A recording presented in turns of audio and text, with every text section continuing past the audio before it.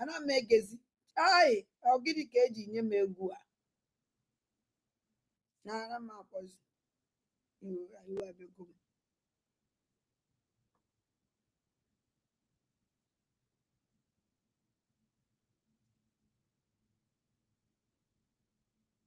ai egwu a mkpara ewu nyụọ m anya kọsụ nwa nke asụwo m biko ai ka mkpọ egwu ọzọ wee mee onwe m obi aṅụrị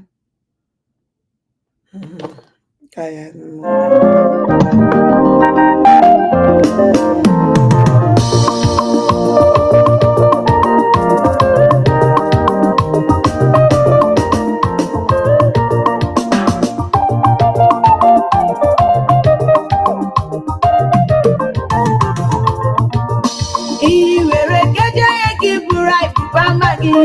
ihe aka gị geje were ntụ gị onye ọmụma ụmụ Igbo ka anyị biri elu na chefegokwa n'ala ka anyị gbara mma na aṅụ Biafra la newo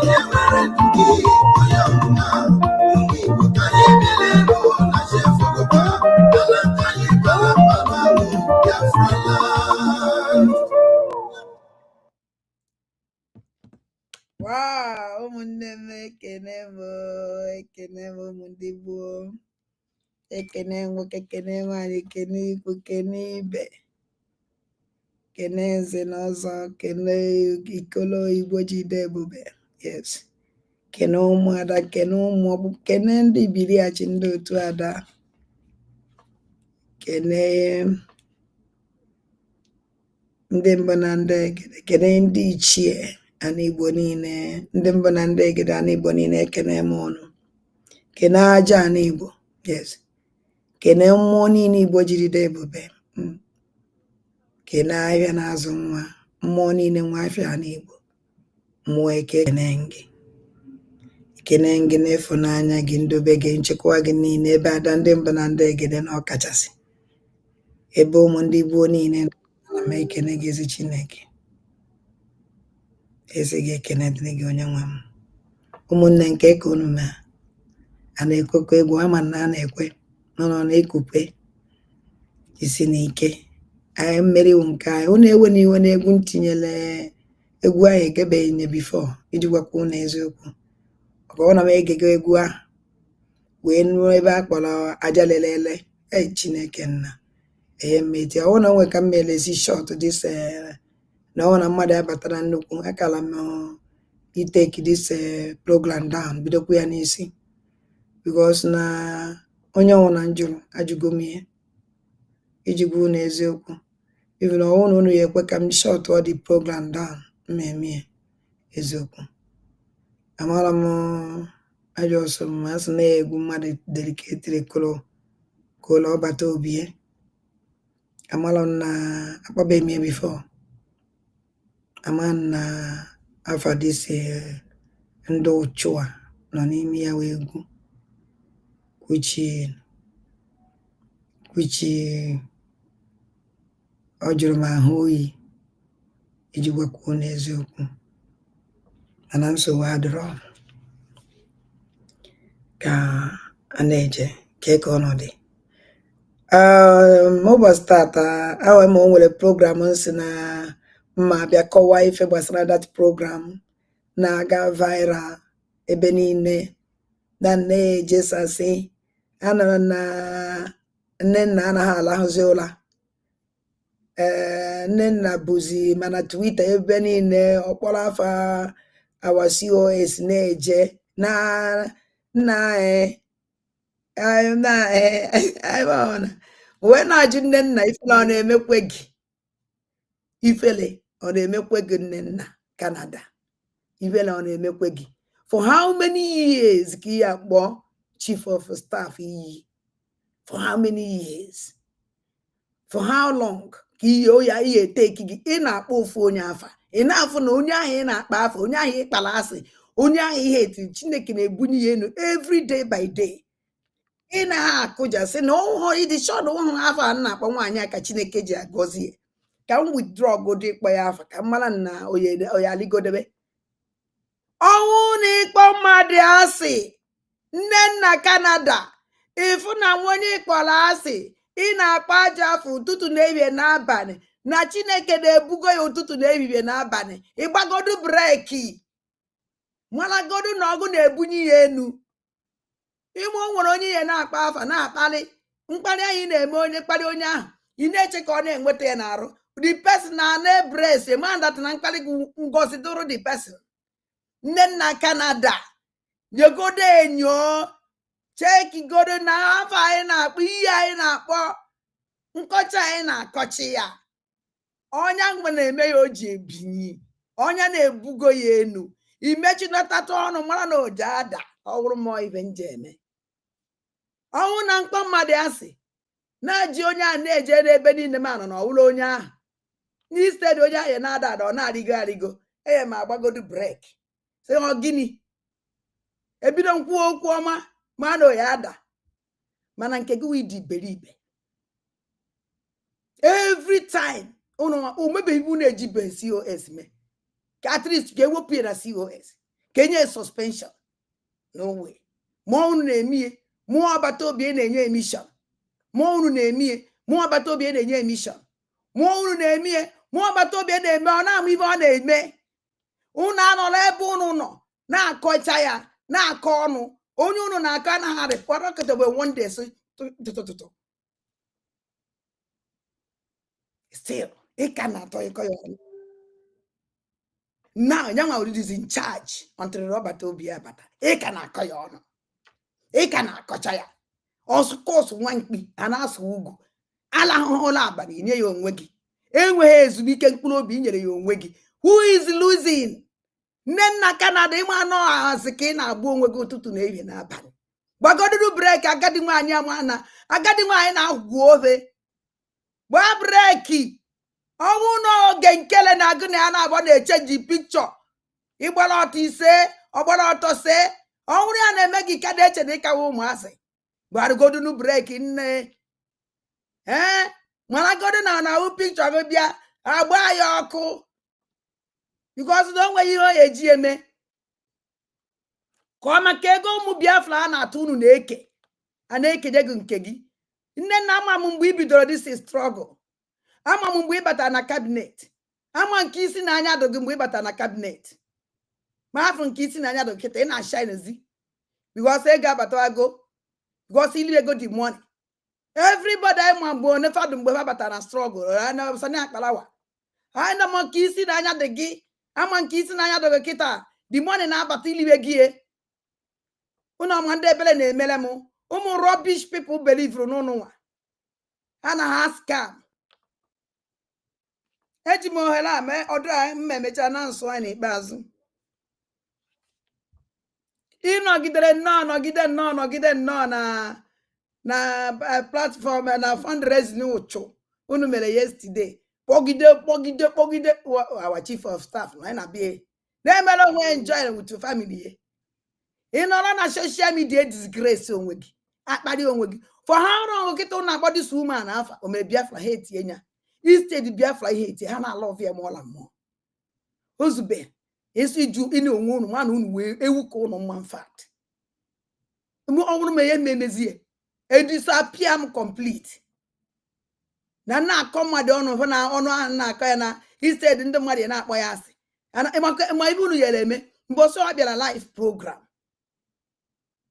Unu niile a na-abịa mana nwere ebe afụrụ unu ụfọ onye ọfụkwala njinji jiri daide ọkwasọ nsọ ofu obodo ka o jere njinji jiri daide unu ọfụkwara ife Biafrans otu Biafrans si enwe aṅụrị ma ndị nọ n'ụlọ ma ndị nọ n'ama ịkatọ onye ndị na-egedo gị ntị nne nna Canada tia ukwu mụọ na disgraces n'onwe gị onye ị na-akpa afọ enwero time for how many months how many years.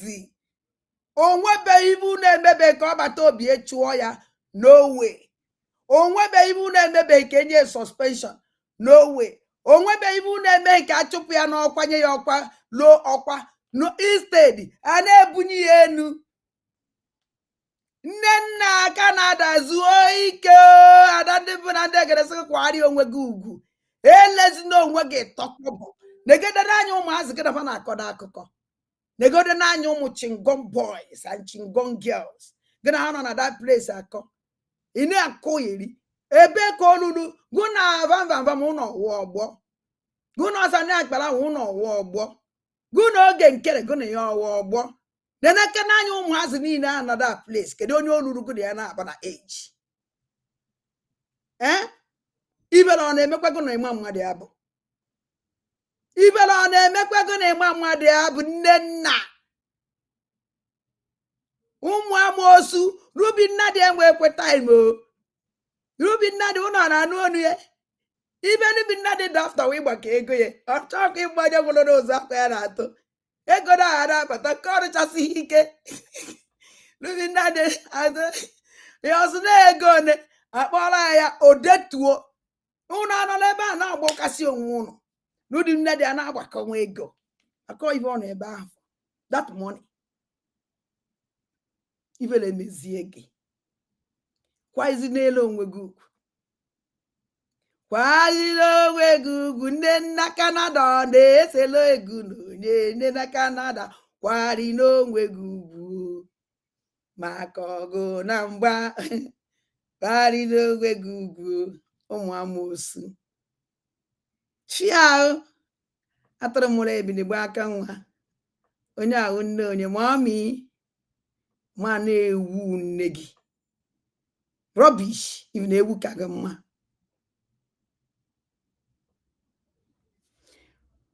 Ụmụnne m ịhụrụ mana o nwere vidio na-aga nnọọ this night. Ụhụrụ mana Uchechi Kanụ mba Uchechi Kezaifeanyi Uba bịara live yesterday. Emere ya interview. Uchechi, hi! This night, anyị abịa ka anyị je gee interview ahụ. Emere Uchechi. This night, anyị eje go nnọọ interview. Emere Uchechi. Ka anyị gee ebe ọ gwara Biafra. Ka anyị gwa na anyị ya ka anyị gee ntị o si gbatabe mbọbe ebe die nọ, ebe ọsọ ya ka na-anụ. Ka anyị gee ntị mara no si mbọsa wadida ya apụta.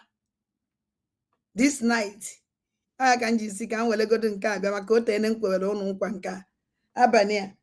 So ụnụ bi unu eziele m Uchechi Kezaifeanyi Uba ya na Kezaifeanyi Ejiofor ka ọ dụkwa redi na ada ndị gboo ya abịa n'abalị a ka nyere ya aka ka anyị ga the whole Biafrans mara ode amabeghị onye a na-akpọ Uchechi Kezaifeanyi Uba ha mara ya denube gekwa na-eye ntị n'onu ha sị na ofesi lady eyi onye die nọ n'ego Biafra ya eri ka ọ nọfụ ebe ife ọ na-ekwu n'ọnụ une interview emerie ka ụnụ nụkwuo onu ye ka unu amara afọ ya echi maka na o luru oge ichi echichi n'abalị a ka anyị mana n'abalị ọ nọ that life I do busy na fundraising. So this night anyị je si ya nnọọ na interview o meela anyị. Now this program ụmụnne m unu bata, thank you for love, thank you for star. Unu bata unu na-share na like subscribe unu when subscribe be ite ọnụ mgbịrịmgba anọ ya na ya mgbe na ya abịa na ọ na-anwa na ada batago. Now ọwụ na unu n'anya onye ahụ ọbata obie mbụba ka ibe ya ogo ọbata obie oke mmụọ iyi eli ọba ukolo mmụọ udu akọ mmiri oke ngwu agịrịga ọhịa obulu n'ilu ọka n'azụ ebulu n'azụ ọka n'ilu onelu ife nolo enyi ọife agụ na-eche mba kwado agụ na-eche mba one. Yes, the dragon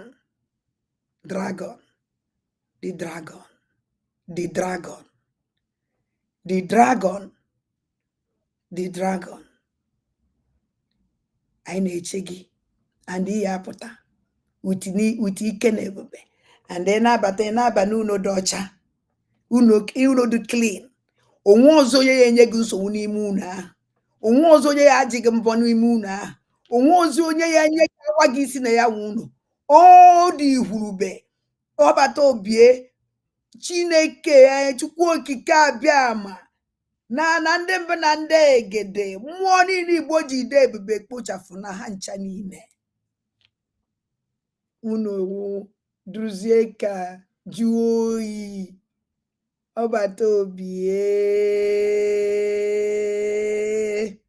oke mmụọ keo. This program anụrụ m ebe nne nna ya anya si na our COS wepụtara this program ka unu welefu mụ nwa na onwe m onye wepụtara this program Ada Zion ka a na-akpọ Lubi Nnadi onye wepụtara ya ife not our COS. Our COS nwere ike ịfịali tweet enya mana onye ya onye wepụtara ya nụ onye wepụtara nne nna ya onye wepụtara Lubi Nnadi nne nna Canada ọ hafụlala ndị eje mewe akpụ mana akpụ nkụta ka ọ na-amị chenala nne oke iburu na-agwụ ofe Ibele anaghị eme gị. Onye wepụtara that program ịfụrụ Lubi Nnadi onye wepụtara ya. Approve goro m ewe gosigo m ehie. A na-eme important meeting.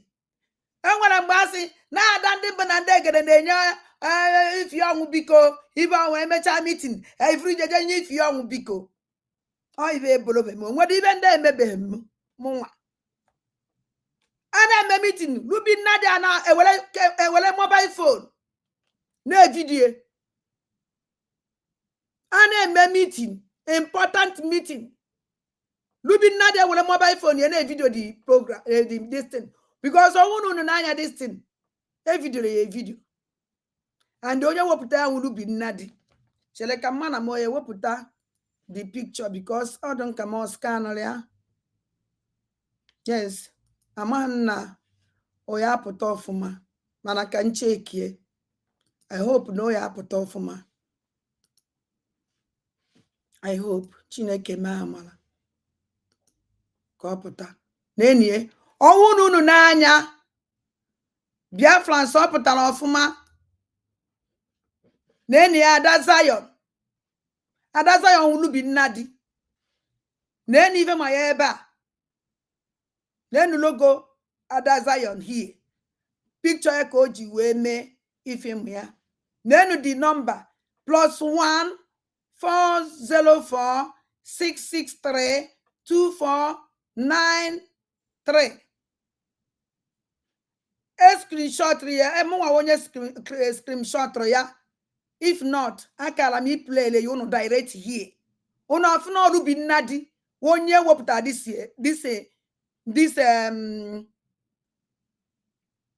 unu afuna Lubi Nnadi Ada Zion no ife ọ na-aza.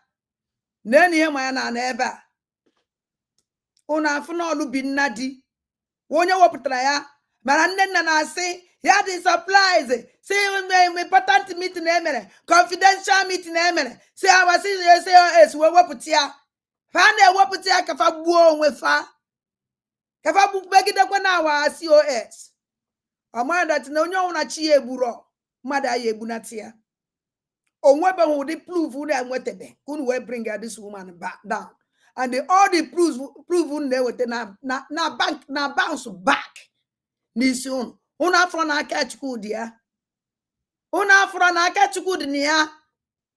Ka unu esi ji akwaziri onwe unu guzuzi ike kpalidebe onwe unu. Disgrace debe onwe unu. Ọnwụrụ ọgwụ na ọma nle.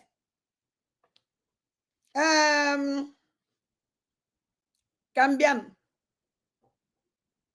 Ka nchi akwa azụ.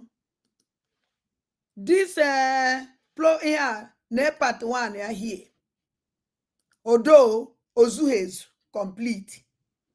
Ihe awụ ọbata obie mboso ọkpọrọ peace talk na cabinet. Because the end is too much ebe COS no. Too much. Oge nkele from group oge nkele cabal oge nkele form na ya because oge nkele bia wele go the most useless stupid people enwe na cabinet. Owewele be Chineke na alụ ọlụ because ọ try kwala. Because ọ nwụrụ onwe ibe ahụ me. Eye na enupu ha otu nnupu. Ijigbu na eziokwu. Tata ụka. Happy Sunday. There, Kevin. Happy Sunday. Yamadon Nata Oka. Hey, holidays, next week, Monday, Bidolo. Unafuaze moli in the evening. So, Obatobi wekpo this meeting.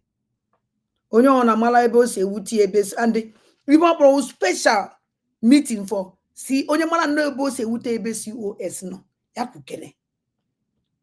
Odo ko Obatobi o mana is like na o man that na ha no no mbose ye declare Biafra. Na ye ha no ya. Ocho ko dozie house before. And the only person you charge our COS. So Ochoko make something very easy. Ochoko something very easy. We for this meeting. Ko try and make sure that na peace the na the.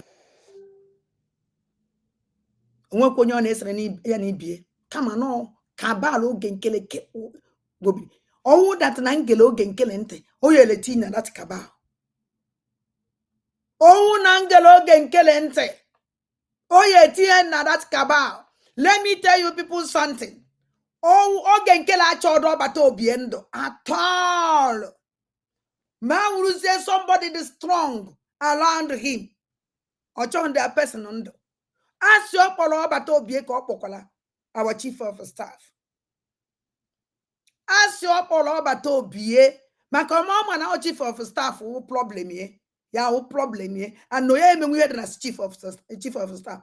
Ya ko oji agbambo ni no na abako bling ya chief of staff down before bata obie. This woman melalo. Achọ m clear unu. Ịma unu just video. Manwa unu watch here just like that. Now we come and explain. Chief of okay, we go the whole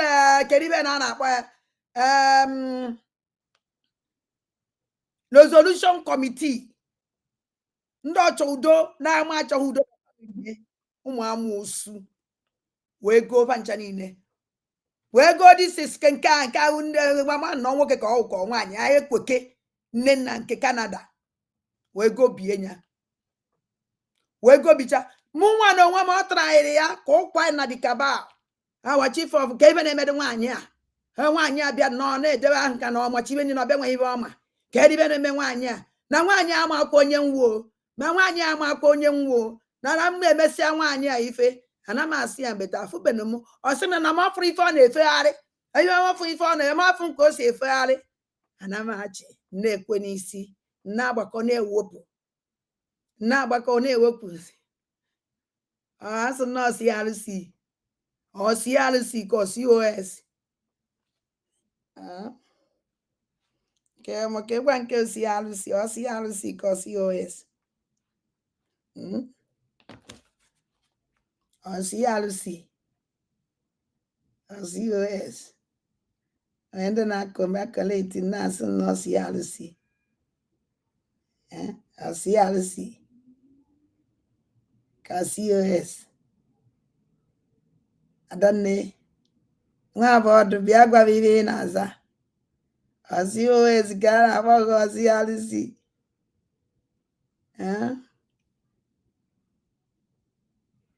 nke ọwụna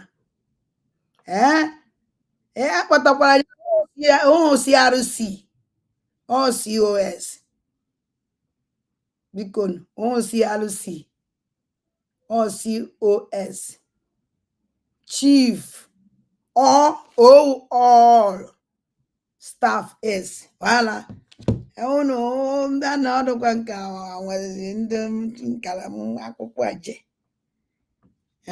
so oge nkele mele everything to cripple this woman before Obatobie and Oma nuche nke that na hence no nwetenwuru our COS bring her down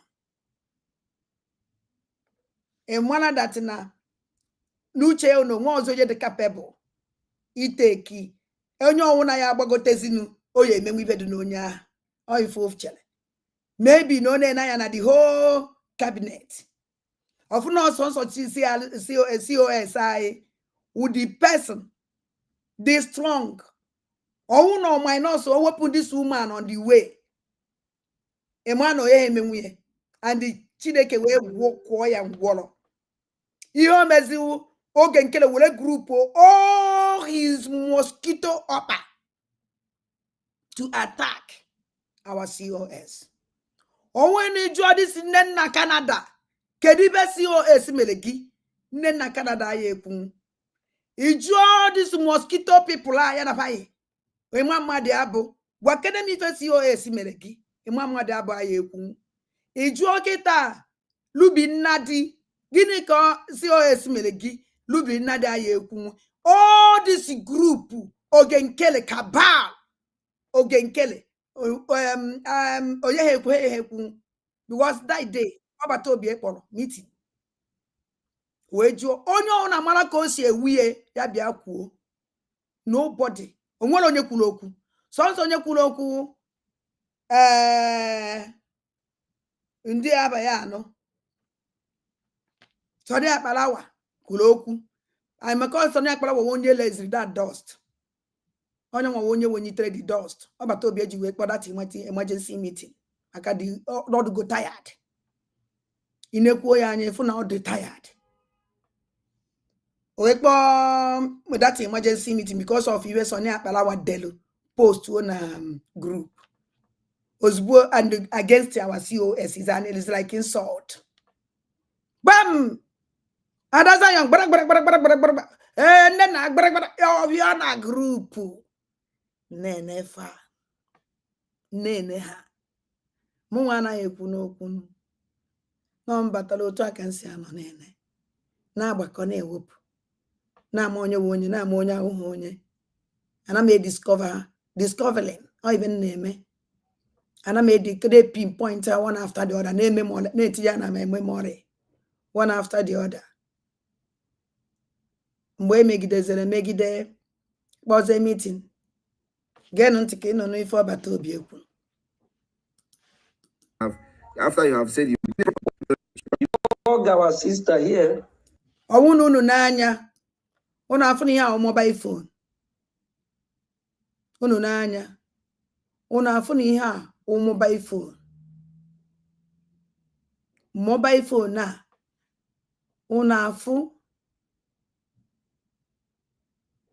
unu afụ that na a na-record meeting a na-eme and this thing that against law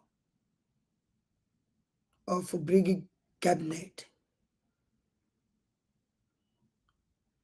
in record meeting a na-eme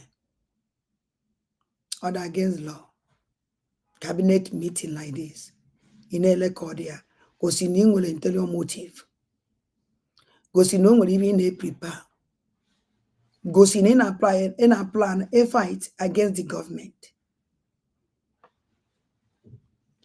na na-enanya and don't watch onye na-video this thing Emmanuel that person post to you this Lubinadi onye post to you ndị a nwere onye m nke wee ezigbote afafa ọsọ na afia wụ Lubinadi from Lubinadi o change emegharịa baptism zawazia Ada Zion ndị ogo na ndị ya wetara ego Biafra adịghị satisfied na their name na na-ege ntị ka unu wee fụ na a na-evidio ehihie.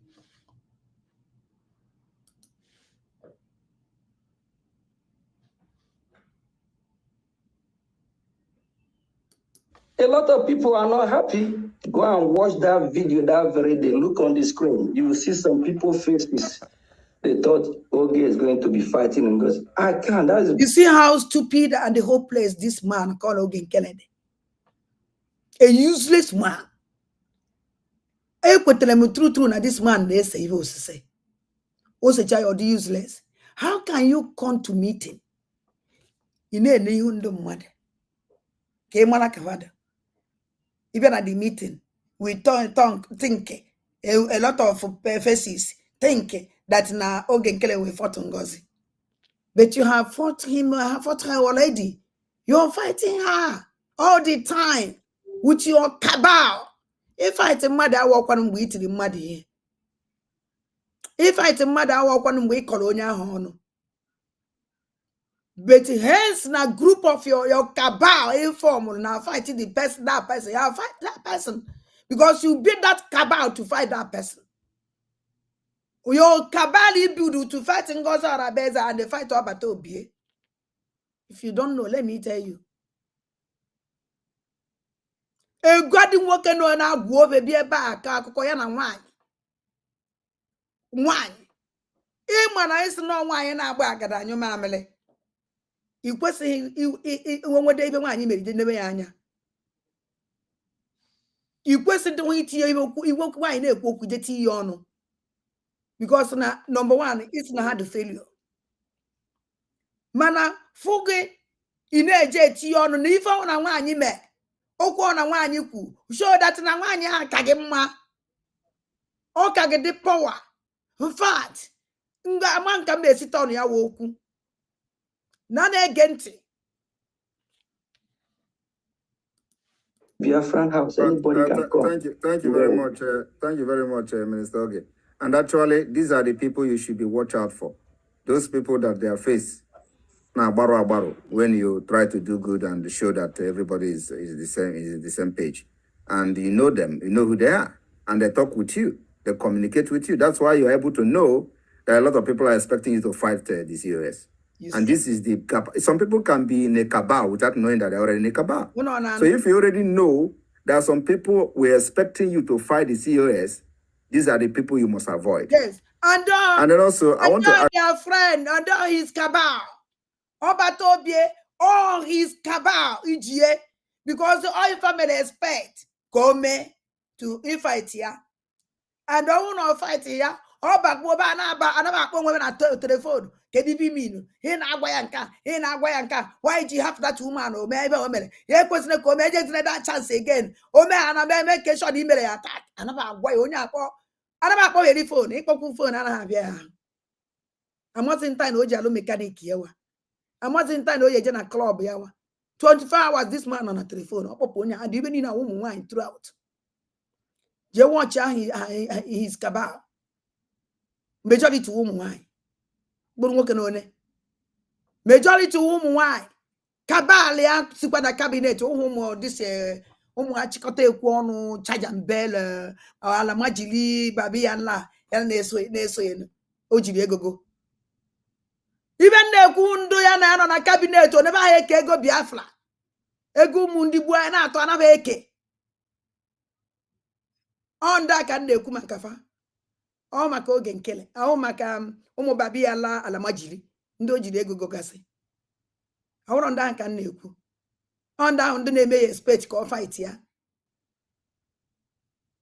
ị na-fight onye karịrị gị somebody karịrị gị na everything onwere ebe olulu gị na ya na-abụ na asịsị kwube ịkpọpụta nwaanyị nụrụ anụ oluhu mvọ ya olumvo nwaanyị nụrụ anụ n'udowe n'ụlọ oluodu mvọ ya onwere ọdị ma now there's no time even gụnwa na onwe gị kpọrọ onwe gị man don't know how to talk before amụnwa na-edress ya okwucha ahụbịa na ya asị ya na kwuo na oje nkwucha ha napụta ọsụ na ya okwutekwere ya asị ya esiri ikwuta mana ime mistake hie before amụ na-edress this idiot okwu chana mmadụ ka mena ya na-abọ na-emeka ihe amanda tinoko o were kpata m chana nwa onye a na-akpa ahụmoke akwụ mmadụ akpa m anaghị akpa m eni ha ibe nwa akwụ ojukwu ọ ibe nwụ bifo imetụ m aka ihe make sure na aka gị dị ọcha maka na akwụ ojukwu anaghị efu n'ubi niile ebe ọnwụ na akwụ oju ifere akwụ ojukwu na anya that family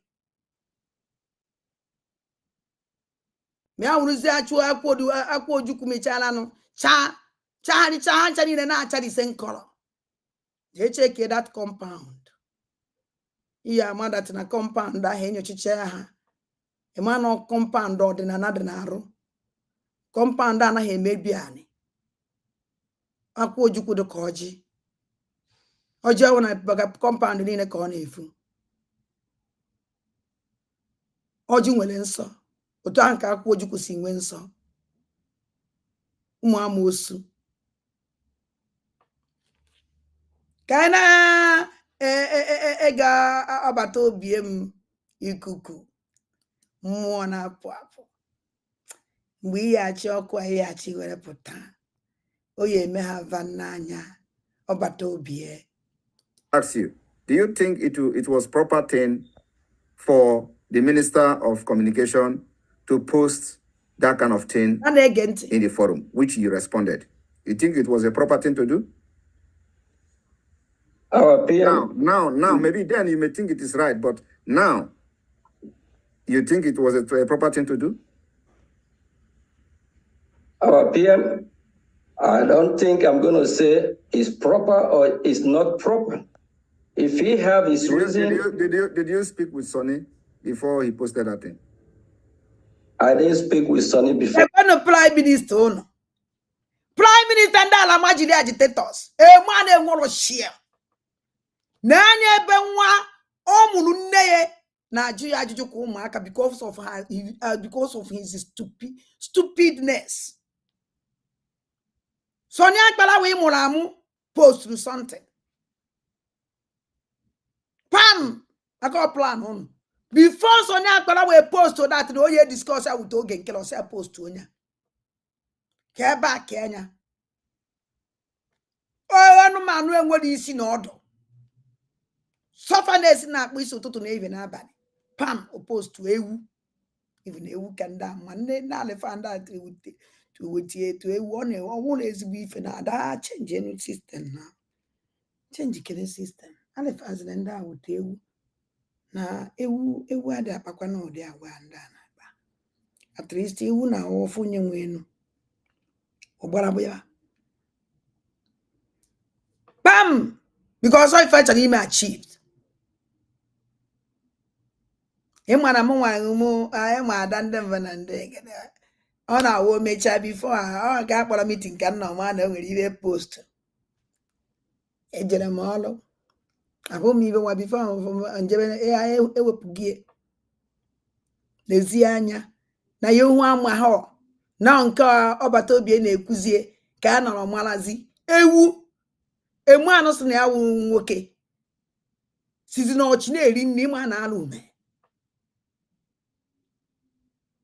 si n'ọchị na-eri nri ụnụ ama na ezigbote ala ume na-eke ntị ebe a na-ajụ ya ajụ n'anya ka disman si atatakọrị ọnụ n'anya ka disman si aza ajụjụ ka nwa aka na-ekwu ya akpụ ube n'ọnụ aka na nwa ala nne na-akpụ ube ibe Oge Nkele na-aṅụ all the time n'anya ka o si atatakọrị ọnụ zaa ajụjụ ajụrụ gụ straight like a man ka o si ji azadụ ka o esi ji ajụjụ ajụrụ ya maka nwa like a man ọkwa ọnwụ na ọ kọsida ahụ ya zi nwoke ọza ya wazi nwoke ebe a na-eje koche ekuchikọcha ụmụ agadi nwaanyị ekuchikọ ahụ anaba ese ndiri elu dị nes anyị nwekwa na ala ọvụrụ nge ịnwekwa na ịmaka na ala Finland anyị jere last year o merie this year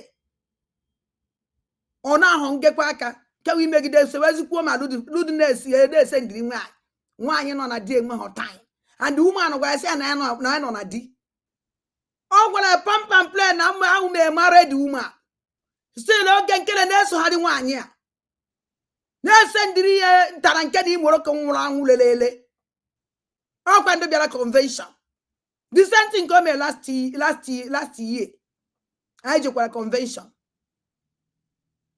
nwa nwoke awa ajọ mmadụ abụbe m onye dị dirty man like this ibe na anaghị eme ihe nwoke abụ nne ya edowere Oge Nkele ma mụ ya o ya arịgoro ya elu eziokwu ka nna agwa unu ewere nne Oge Nkele dowere Oge Nkele arụza ya anya ọgụ arụza na anya ọgụ ya edinọ nne ya na ọnwụ na omebeghị ihe arụza ya anya ọgụ ya edinọ nwa amụrụ amụ ọmụ nwa ada ndị mba na ndị egede kwuru ihe adị eziokwu ka ọwụ ọsọ na-asị ya bịa dịbọ nke ọnya ka onye uken asọ gịnị ka nche ọnya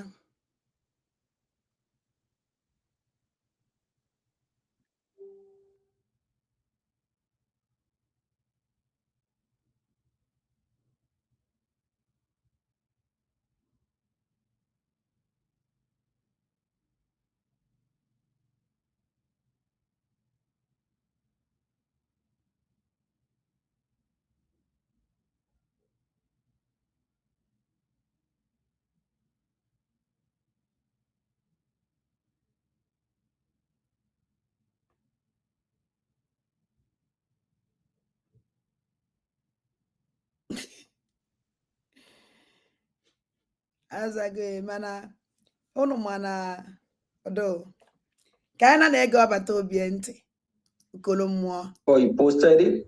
But why I say I don't know if I don't think if I will say it's proper, it's not proper. It is not proper because I believe that Minister Sonny, as a minister, he's supposed to know what is right and what is wrong. Onye uchu na ama na yo ya sị na proper ka not proper.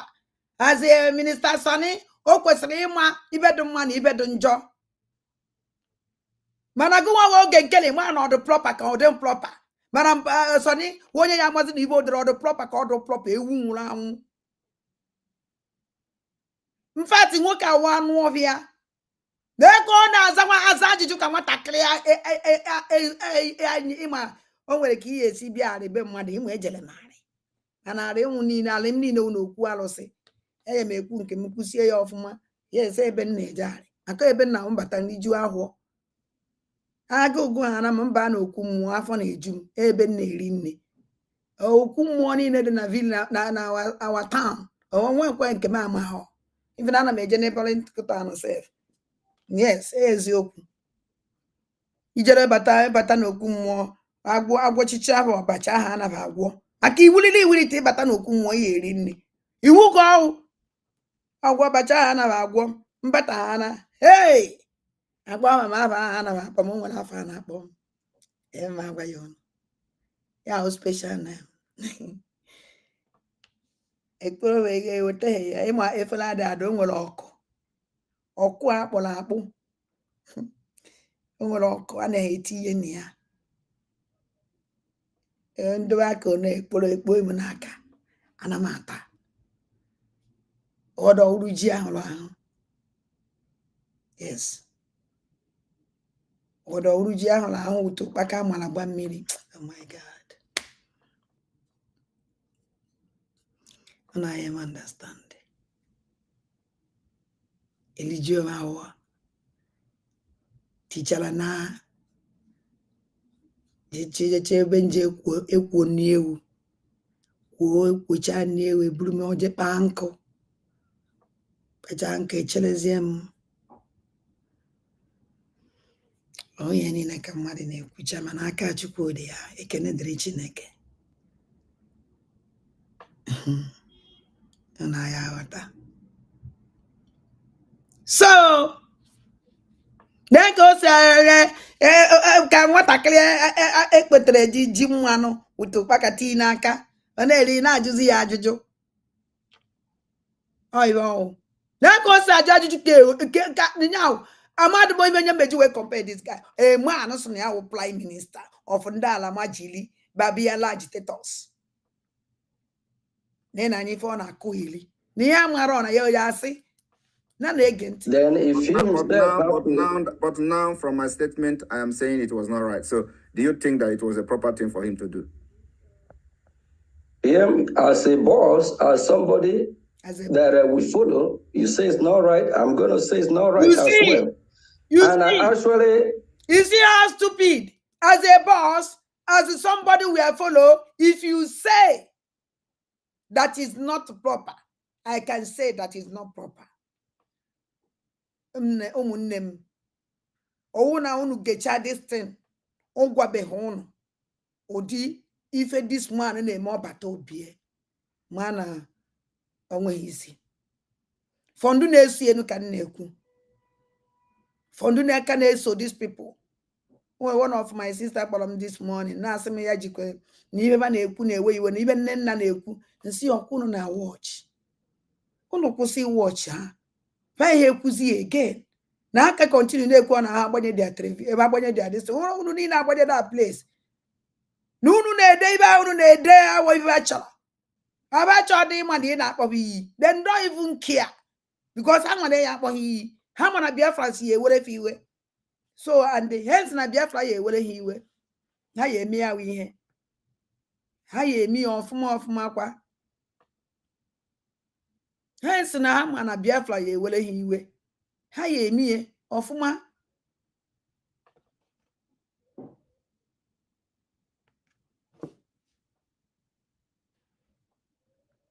Ha ye eme ọfụma. So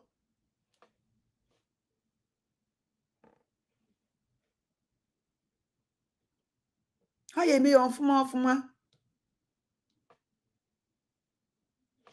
ka anyị na-ege ntị. Construct my word when I kind of address what I post. I have a reason why I put that post that way. If I have been in the shoe of any minister or anybody, or if I'm the one that I was asked to come and explain something, just briefly, there's a way you can just let it go. And as somebody that others are looking up to, I think the proper thing for our COS, our sister, Dr. Ngozi, should just do. There is no time oge nkele will accept our COS. That's ọkwa ahụ enyere ya COS. Oge nkele emeghị accept at all. If oge nkele chọrọ oya minister of okpogo wụrụkwa COS. O ife aka ọ targeted. And onwe ife ome nke ọbata obie napịa ya. Onwere ụdị blackmail. This man called oge nkele a blackmail our chief of staff. Onwere ụdị asịrị akụrụ mfa ọbata obie. Mana emu ife nji like ọbata obie. Ihe ọbata obie na-achọ afọ ife ị na-eme. Ọwụna ife asị. And the most important, to know who you're with and who don't even show that good work. Obucha, ụdị asịkwala ọsụkwa gị kwụọ ọchọda ha ịma n'ọrụ ahụ ị na-alụ ị na-alọtakwa ya otu ahụ o si dị mma ka ị na-alụ ya. Ndị nke ọzọ achọghị ịma because eji ewe kọ asịrị ya. Ibo ma ibo jebiga and o mana ibo onye ọnwụ na-anọkwa around him they nwere jealous. How can you jealous your fellow sister, fellow brother because of akwa oji? Focus on your own. Make your own to be best. That's all. Okay, well.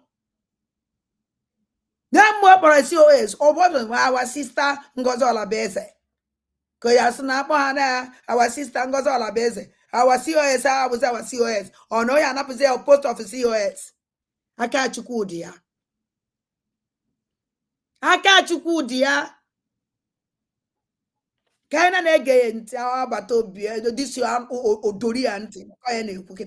give a brief, just briefly. That we just go, we just sweep that on the carpet. It depends on the atmosphere.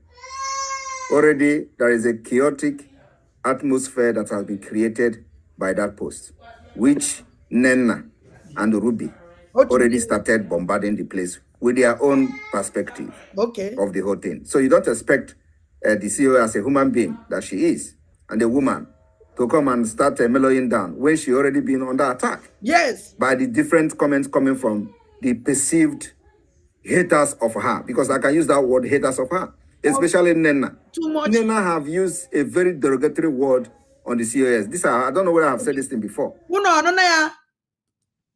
That this Nenna na kwasri. They kutubo de jari awolo to kobido. Epali our COS. Oya kan na Nenna kedim we have stop. Imegede kwona eputaku ama. Can we have stop? Begide ni begide go do no begide do no funi win ni uno. Imere eputama fukwani na ye win na ama. Nenna Canada zuzienike. Onwuni kpogide Ngozi Olabeze, our chief of staff. We kwụsị ịkpa ya ifele abegbuo gị. Anwakwa na nwa stop. Mbosi ọnwụ na ịkpọgidela our chief of staff kọchagide mechie ọnụ. Ifele awụrụ nke gị. Mụnwa wada ndị mbụ na ndị gị ibe na ebe ahụ dibọnke. Asị niile ụnụ na-atọ mbọsị ụnụ kwụsịrị mụnwa akwụsị. Mana ihe sịrị ụnụ akwụsị ada ndị mbụ na ndị gị ya akwụsị. Mbọsị ụnụ kwụsịrị kokokokokokoka unu na prime minister unu oge nkele ala majiri babi ya la prime minister ada ndị gbuo ya akwụsị. Hey, gini ndono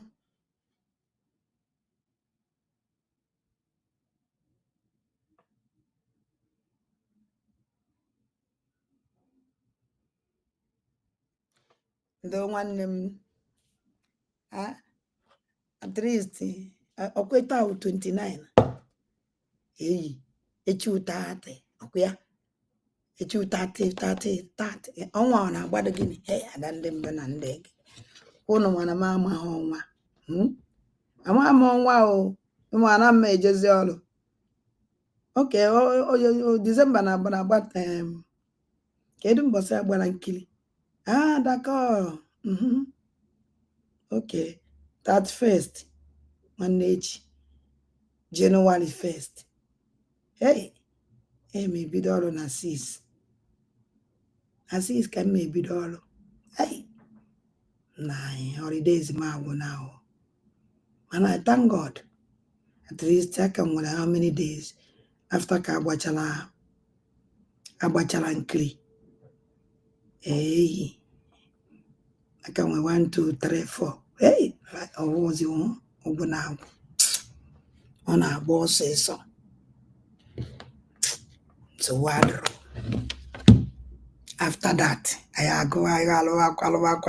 enwekwa holidays ana m enwe holidays ọnụ m na-apa meeting ana m enwe holidays all the time mana the problem nwere n'ọrụ na-arụ na enwere m 30 minutes break ka m nwere every day 30 minutes ka unu wee fụ na m enwere time atọ enwere m time 30 minutes break until mechakwa ya mbatakwa mụ na ụlọ anọrọkwa mana ọ na-enye m joy nsogbu adịrọ Akachukwu Di Ya so kunu were fu otego nne nna bidoro kpariwa our chief of staff uibeta Biafrans ọwakwa because of na because of na onye nwa na in charge now no before dị in charge otego agbawara ya mgba otego oge nkele na kabal ya mewere ibe omebe ka achụọnya onwebe ibebe ka anapụ ya chief of staff nye onye ọzọ because n'oge nkele ya control nwuhie because oge nkele egote nwuhie ihe egokwado onye karịrị gono before you go mmadụ ihe make sure na onye ahụ na ịkarịrị ya instead oge nkele ya ego our chief of staff ya egie our chief of staff onye a na-awa bịa fundraising or no law like this and they donate ego or for example na ihe achọ 20,000 cash ozigbo and they donate ego gba nkịtị ibe ọzọ ya ekwu that na all donate chichichichicha asụgbakọ nke fọrọ n'ihe o complete yenye complete unu ọsọkwanya ha and they make noise or they receipt ozigbo gbara gị na platform man all this rubbish call oge nkele never one day donate penny na all this struggle I ime ibe ọ na-emewu mbui oji ya eme business and ego oge nkele na-ebu ikwa ego anyị nwanwe ụmụ Biafra na-atụ ka oge nkele na-ebu ya anyị ego niile oge nkele na-ebu ya ụmụ anyị na-ebu ya anyị ukwe ego anyị na-atụ ka ọ na-ebu ya anyị asụ Chineke kpọkwa onye ọnwụ na support oge nkele ọkụ Chukwu kpọọ ya ọkụ ana ndị bụ na ndị gere bịa kwa ndị na-eso oge nkele aja asụ m onye ahụ dị na tarafa mma onye ọnwụ na support mpụ na alụla na oge nkele me wee na-efolo ya asụ Chineke afụfụ anyị nwa ụmụ Igbo na-ata ya zokwe ka mmiri na-esi n'ụlọ onye ahụ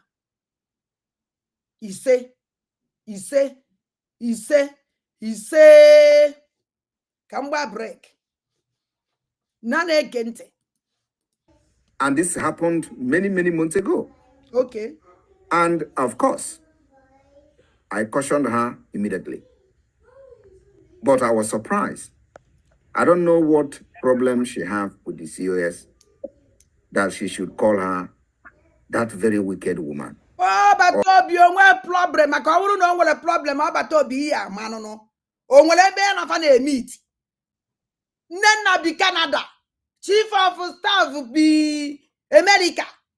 Ọbata Obi chief of staff anyị enwere ibe gbasara na group Lizan France Lizan Germany onwere ife gbasara ya na ya. She don't put hand there. The only thing gbasara no ọwụ na ọbata Obi eje tọ.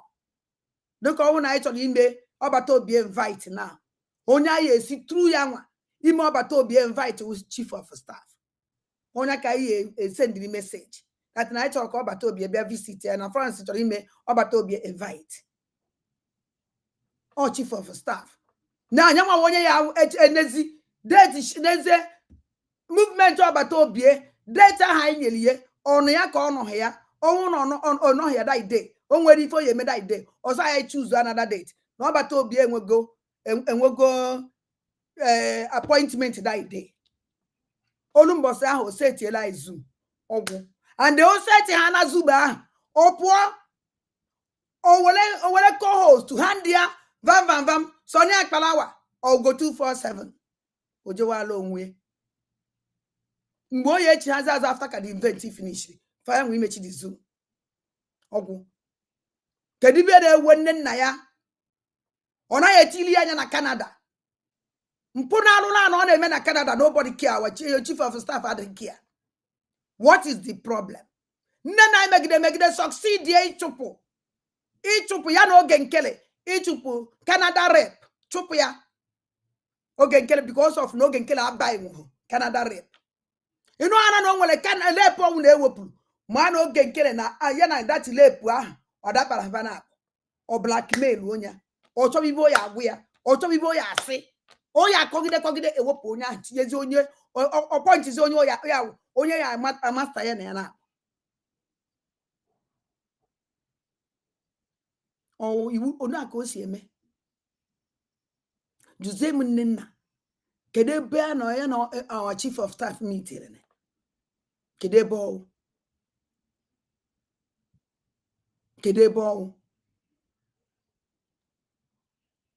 ka anyị na-ege ntị or evil, not even wicked, no, evil woman. So when I started seeing those messages coming from her and Ruby, which already I separated both of them because of the problem they had before, which you are aware of. And I see a gang up already, which cannot be condoned in this government. And that actually, I would say, is already a cabal in the making. Yes. Obatobie onya ibe na-ewe oge nkele ụnọ our chief of staff ji ego ịmakwara ibe ọ na-eme ahụ na-akpọ oku ego ọ na-ama aka with the chief of staff onye ya donate karịnụ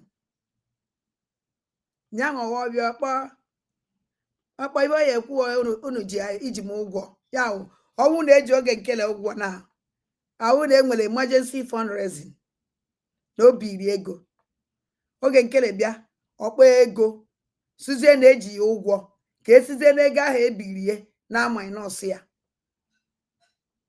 ibe a na-emezu ụwa bịazie ataghị so chele ka chief of staff kpọọ challenge o echele ka ọnwụ na chief of for example na our COS donate go before ya nwa ahụ mgbe o donetiri o ya akpọlele mmadụ na fonu jụọ ya ego ole ka nwaanyị ya donetiri nwaanyị a na-akọ ibe ọ na-akọ ore ka o si ekwu nwaanyị a na-akọ ibe ọ na-akọ ego ole ka o donetiri agwazie ya also je nnọọ ọnwụ na onye anya na ya don't capable to donate such amount because he can never compare with our chief of staff.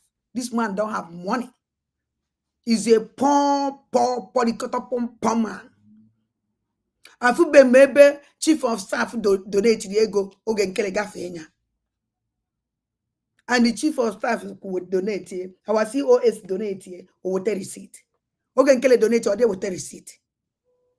And the ego also will complete that money. No that no will ego brilliant. Because someone has no osna see biango Biafri obi kwa ego. Onwe ego Biafrans na atoko si na ya assign na ebili ya ego obi osizi account. Onwe onye ma ibe na-eme na account. Onwe onye ma ego dị na-abata na account. Okwo onwe na ịma na ego dị na-abata na two account. Ịmana ego dị na ya, mana ebe si bute ego, mana na ebe nwere ego ebutere ebute. A useless man. A hopeless idiot.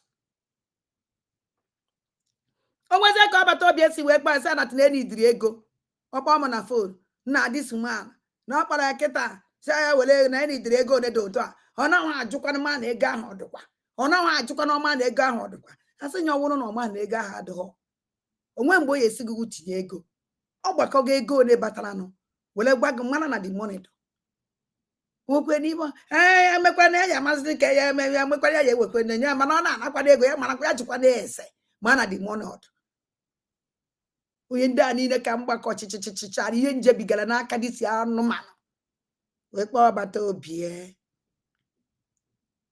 anyị ejecha ha na Finland nata this nonsense before I jele Finland I report go me na sabo before I jele convention na Finland I point go this rubbish so ọbata obi we all of this man is a saboteur. He worked with Nigerian government. I can say where ya. And the Sonia Palawa also be very careful. I have warned you again about this Sonia Palawa. I still point my hand. Ebe Sonia Palawa no. Be careful. But this man again kill it. Or the worse than any other thing. Not capable to do undo. Be careful. Agwara mi obatobi. And the kucha will never regret. Never regret him because he is you. Genant, Manabatobi, ama even the manager, one year my patranji. Number one, that this man doesn't hide himself. This only. Oh, what John Mad, negotiate good near what John Mad. Now I want some manner cacret. Which you couldn't say no, not put on your fundraising. With your mume character no be fundraising go srigi and the obato be my hoji waiting in a fundraising before they be fundraising before they be fundraising man obato be just to push you out so that Biafrans discover only this man or obato be will push you out. Normal finance minister question on a fundraising even question on a fundraising your secretary ya only question in a note to ego. Finance minister question on a fundraising at all is an insult. For finance minister, even on a fundraising at Kwasre. Ebon with a secretary. Ebon with a deputy. Madnaba, Joy Roby, and the Ruby Nadi. Hana Bonano here. What can you want a mania? Oh, God is sure that because of Otros or Joy Roby was a Otros Ruby Nadi. Now, Kubana ego. Dina nwunye nwere akụkọ ka anyị na-ege Amobi joined. I did not see the Amobi. Oh, Amobi may be very. na agbata obi mere mistake ebe dị Amobi nọ. Amobi wu follow onwela na ọma everything that Amobi ukwa another dangerous man maro. Mbu this man call Amobi suje ezie si na ada ndị mba na ndị egede kwuru. Na ebe na asị na ọwa ajọ nyanwurede oibo ọwụ ede mmụọ na ọwa ajọ nyanwurede ọbata obie that guy kpọrọ afa na oke na this otolo a plan fa na abodu so deep onya ka o ji awa ife ya ọ naghị achị ọchị anọ m mbọsị isi ya na ịdụ surprise nchia si na ịdụ surprise ife ya in this condition na this one na this thing na game he expect on gba nka Chineke lapụtara emepele go onye that guy who could even okpodoro that rubbish man self. Amobi may be very. Amobi Amobi awụ ya o neba ihe ka ego anyị ya na oge nkele mbụdata Amobi otoro dara n'iyi onwere mgbe ya afọ ya ọchị n'iru oge ọnwụ nọrọ ka innocent very quiet mana deadly more than oge nkele that Amobi sisi ya na ọmụkwu ọsụ na-asị ya bịa gosi Biafra ibe njikwu na-asị before mkpa aba mmadụ kọwara gị about somebody I have go m onye ahụ ya akwụkwọ ya abụgo onye akwụkwọ ya akwụkwọ ya ọ nọ na Finland o nebe ahụ a wee plan ọdat na ya ha eye declare Biafra iwe magbuo be n'ibe oche ahụ efuru COS nọ mgbe m bịara ibe edobere n'oche ahụ picture ọbata obie ibe edobere n'oche ahụ si n'ebe oya nọ bịara n'anya fụ picture Awarida Maazị Nnamdi Kanu afụzi picture ọbata obie then I ask question mgbe ntọnụzi fụzi na eji na-ezọtara COS anyị oche so mba ọwụrụ na ndụ m wee were the picture ọbata obie jedekwa ebe ọ dị o nwere onye ji m ada na nsị no ọwụrụ awụchi picture ọbata obie n'ọdụ possible ke nkewa iji picture ọbata obie wee zọta oche mgbe ahụ ka m weziri akpa m ji wee bata dowezie n'oche ahụ zọtara COS blọkụ oche nke nọ n'anya n'akụ wee blọkụ oche n'ata ahụ Sister Olewunne, our chief of staff, and Mụnwa actually ebe ahụ na-ene m onwe nke ya gwa m okwu all of them Malubi Nnadi all of them because feel that na ha chọrọ gala ọnwụ n'ọnwụ ihe ahụ m mere hey alụ ya eme to be sincere to you because oche ahụ ya our chief of staff jele enweta onwe n'etiti all these evil people and onye ha ka ha planụrụ ime ọbata obie ihe a ka ha planụrụ ime ọbata obie ya ọbata obie nọ n'etiti ha ewe nwee chance ime ifefe chọrọ ime so msiba na ọ dịghị possible wee blọk onye Olewunne were nọrọzie ya ma nọrọ n'etiti wee sị na m make sure for this 5 days event that our COS a mixing with these people. Even ejikwunye wee chọkwa okwu nchọ na abịara m ebe ndowelo ahịa o nwere onye ọzọ je nọ na ya ịnọdebe our COS ya babịa change dị oche in fact so all this amaobi ọkpara afa kịta onye hapụrụ ebe ọ nọ before bịa nọrọ ebe ọ nọzi the second day amaobi half ebe ọ nọ before because ha plan gị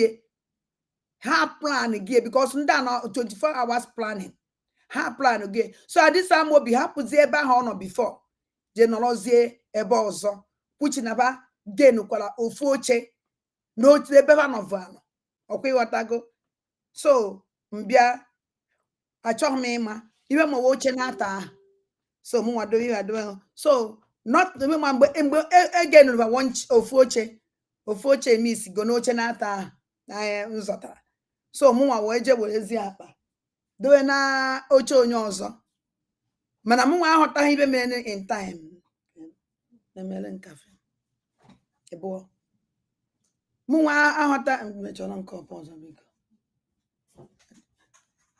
mụnwa aghọta ibe so mgbe m bịazi o nwere onye nọ ya nọ wee sị dị woman na ihe apụkwa n'oche ahụ ọsụ m gịnị si ya na ihe apụkwa ọsụ m ada na ụlọ oche m nke ya nọ si ya na ọmụ nwunye nsị na ebe a ka nọ because ibe ma ọ dat na anyị dị tọ Olewunne our chief of staff mụnwa na onwe m and that our sister amaghị m ya amaghị m onye ọhụụ iji gwakwa gị eziokwu so afụgo m ihe na si ya na ihe apụkwa n'oche a na ịnọ n'oche ahụ si ọnwụ nọ mgbe ọ pụziri n'oche ahụ afta n'ikpeazụ ka m chọpụtara onye ọnwụ were tie si ọ gịnị ka m mere onwe m ka ihe m mere onwe m ihe njọ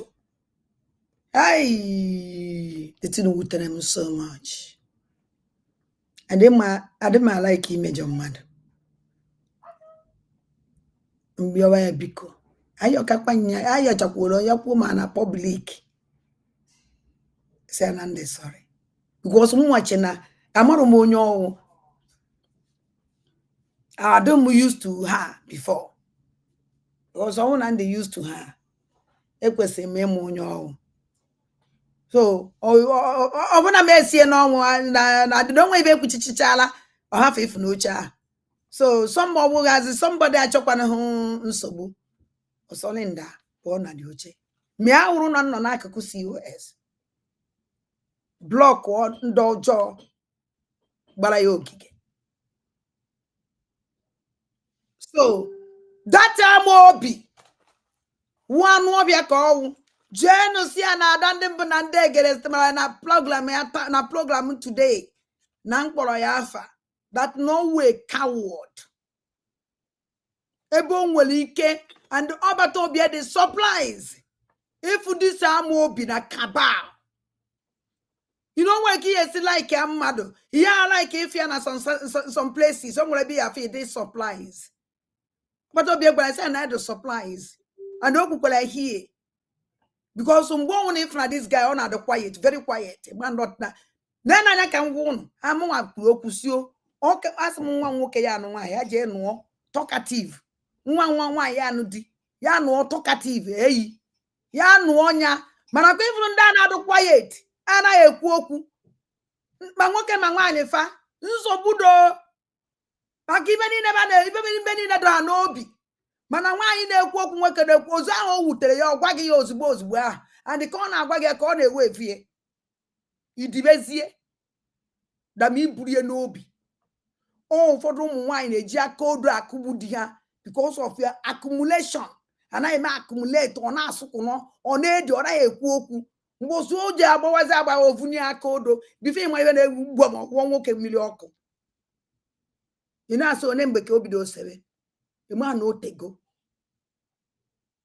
onye akwa ka ọ dị na nwoke o dikata ofu ugbo ọkpọ nwaanyị anara mana ọ bụrụ nwoke na-ekwu okwu ọ na-agwa gị okwu ifuru ife anyị meme emezikwara m ya ọzọ onye akwa ka ọ dị na nwaanyị alaikiri m ya kwuwe ya sụgba ọtọkativ mana ma ya wụ na ọ na-agwa gị onye ahụ ọ dị ya n'ime obi ozugbo all this guy akpọrọ afa here all the kind of person all the kind of person because we want the supplies if that man na group oge nkele ono ọbata obi esi do surprise ka mwa na onwe nsikwa de surprise Amobi iso na cabal ụmụ agadi nwoke na ụmụ agadi nwanyị when ajụzi Amobi what do you gain kedu if you gain ọbata obi ikwesịrị help nyere ya aka to the end everything a guy through go na because of your stupid interest you will be near so na cabal they out he destroy all the Biafrans think that no ya adregema no ebe and the worst part na the young on the worst part in how many years ya last in your life do you know you don't even know. You don't even know. Follow all this useless woman who just naturally monopose since how many years ago? Monopose. Pachanine. Pabachanate. You know so. Guma mano kanato naro. Nesu mwagadi woke no mwagadi wa ina na monopose. Atu anwuzi nwanyi ime maka no nwozi ibe horoba na ha. Una mwana woke na eje monopose, nwanyi na eje kwa monopose. Unso nwanyi na eje monopose. So nwoke nwoke jere na monopose, no nwanyi jere na monopose emeka Amobi. Shame on you. I know go about neutral in his own way, responding to what he sees, but there are things that he doesn't know, which probably I believe that he knows when we were settling the issue of Ruby and Dr. Ngozi in those days. But maybe there are many things he don't know. So he was just probably commenting as somebody who is just being observer. And then I see also the Nkwocha's comment that other people, maybe departments should create their own Zoom. You know, and of course, maybe the reason why he made that comment was because he may be thinking that the reason the COS was saying that the 7 minutes to end the program is because of our time and because it is mandate Zoom. But it is not. No, it is mandate Zoom. Oka man no ya na no obata obie. Na the Zoom I dey use kwa aba na ekwu okwu account new dimension mandate. Monakwa na the whole Zoom ha na use kwa Zoom new dimension mandate also. Nobody apụtagbakwa gị and onye na set up that Zoom or chief of staff. Mana na fundraising our new dimension mandate Zoom can use. Na I don't call oge nkele onye nwe maka ya ka o ji agwa onye oye enye mic na onye ye mute na onye ye mute. oya ka ndị immediate nji eji that one ayala mana chief of staff bịa ozugbo bịara mbatakwa ha na a na-enye ọya nke ahụ wee nke gwụrụ ma ọ dịkwa nke oya ka ji wee kpọ ya asị chekwedu n'ụlọ ka nna akọ na-etikwe di dot hie o nwekwara ike iwu ya ka eji mekpa nwaanyị asị o because bajọ nka nna na-anụ agbata obie n'ọnụ m fa na-achọ ka ndị eto ọgbata obie fa na-achọ ka nna akpọdo ya afa fa na-achọ ka nkwudo okwu mana with mandate Zoom set by COS mbata ha na onye m co-host and ime onye co-host ha nwa ya anapụnwụzi m ihe ọ na-asụba mbatakwa ha na ọpịa m ọdụ possible efe ebe m uturu m na new dimension mandate Zoom mana ọ bụrụ ana nke disi akpị nọ mmadụ na-aya akpị na ada ndị mbụ na ndị kede kwuru n'elu da akpị nọkwa ada nwekwe nwaanyị a na-akpa akpị nọ kedu nwaanyị anọ na-azada akpị nọ and akpị nọ ụdụ nke garanti nwaanyị dị ebe a ọ ya akpị nọ ma na inyere na ihe ezigbote ahụ ụhụ otoro dị ibe otoro gbara ọla bịa okposara ada kulukwe ede ahụ ihe nyekwere ndị ahụ nyebe abasị utorobelu ụmụnne ndị elenu mala unu dee ya ọbata unu ede something ọ na-emechi ihu ọbata obi ya ndị achọrọ nke ihu ya emechie ka anyị na-ege ya ntị. Actually, the problem is not actually the mandate, whether it is Dr. Ngozi that created the Zoom or not. That is not the problem. The problem is that the meeting and this tour have lasted for over 6 hours, and that is very, very unusual. Ka ngwunu ibe mere that day a na-ekwu okwu zuru ime ọbata obi ama ihe mere nụ ka ngwazi unu maka was there ana m anọ ebe niile ada ndị mba na ndị gị ada m very calculative nke ahụ ngozi Chineke nyere m eji nye nnọọ were bịa ụwa ka amụta anya na skuulu na mbọ ụtọ njelu ka eji m skuulu na mbọ ntọ nọ ise isii wee gbazie break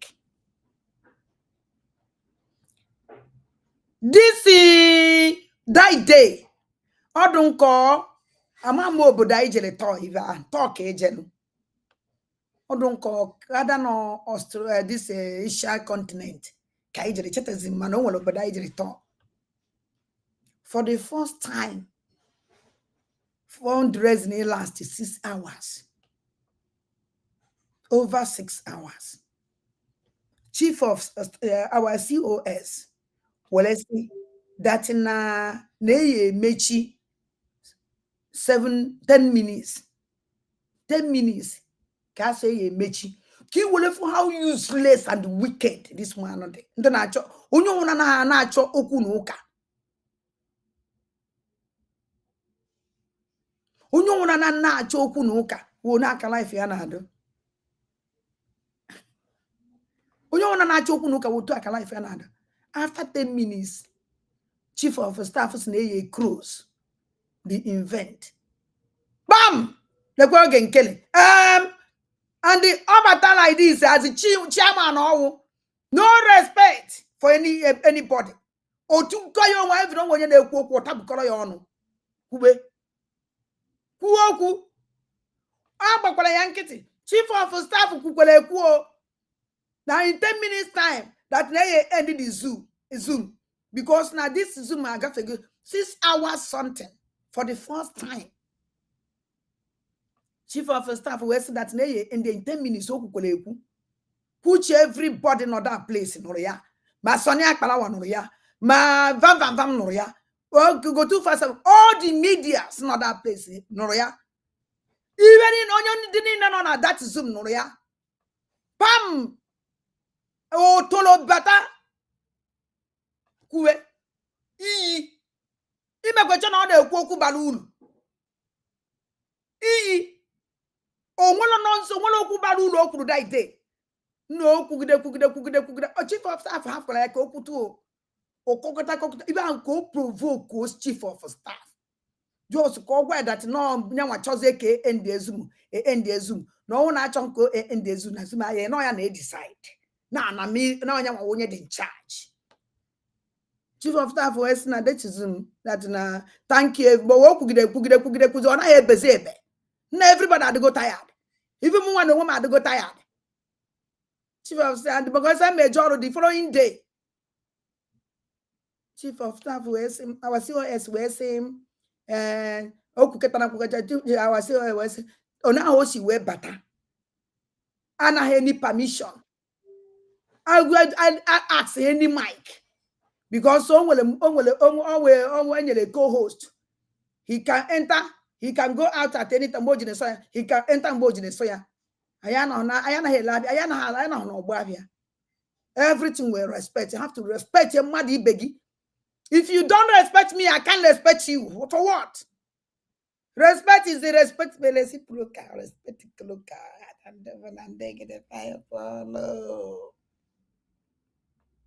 Where Chief of Staff will say, this meeting will end in 3 minutes or something. Now this meeting, thank you everybody. Okay, everybody. Sonia on a good night. End the Zoom. Sonia Palawa, where we were. Van, where we were. Why are you ending the Zoom? Quite no kuleku. Ojen kebatala bata. No, yamwe kurie. Ọrụ gode na tuno ye ekwu okwu oye eche oye okpe ye nkenke several time ndị mmadụ mana ọ nọ that place that 10 minutes ga ọ ka na-ekwu okwu chabe that 10 minutes ahụ COS kwuru gafee ọ ka na-ekwu okwu and ọhụrụ na-agba ya nkịtị in 20 minutes time this will just take finish me call oge nkele kedu ibe chọrọ ka o mee people na-eje ọrụ onwe ọzọ onye na-edonate ego ọnwụ na aka na-edonate ego asị yes na aka kakwu n'elu onwe ọzọ onye na-edonate ego da by day and ya nwere onwe batara do edonate penny ibe ọ bịara ịkpọ ndị donate thank you ya gwa ndị donate ego wụ natana if you are here you're working you are eating your salary you don't donate you are an idiot you are a sabo you are nka you are criminal na tekene godu ndị donate ego donate gbagodu fume gwa okwu nkasi obi ha elugodu fa na nke family eme ndị ba isi na-eto dike na nke omele eme omekwa ọzọ ego ahụ ị na-eri iji agba anị iji ajụzụ shop iji ala ụlọ iji ego everything na-agba wonderful car ọkwanụ mmadụ na-atụ ya ikenegodu fa mana insult because ọ dịrị ha na onwe mgbe ọ na-eju ya afọ ịbịazie donate ha na 1,000 or 2,000 or take your number because on ndị oyi egwute nwayo osizie n'azụ na-anọkọ ịma many people o si n'azụ tụrụ ego gọọmenti amarọ o nwere ndị onye receipt up to today this criminal call oge nkele I have all the informations.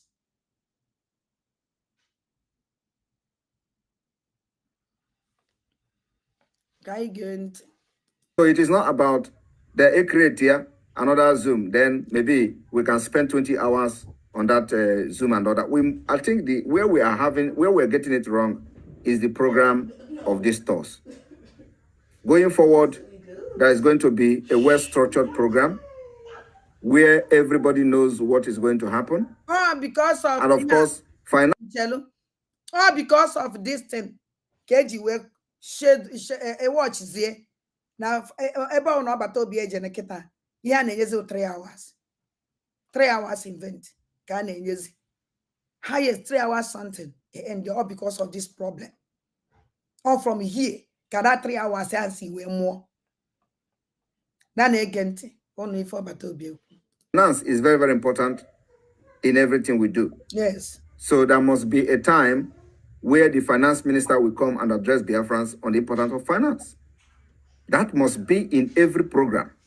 And actually, I have not seen that. How can you see?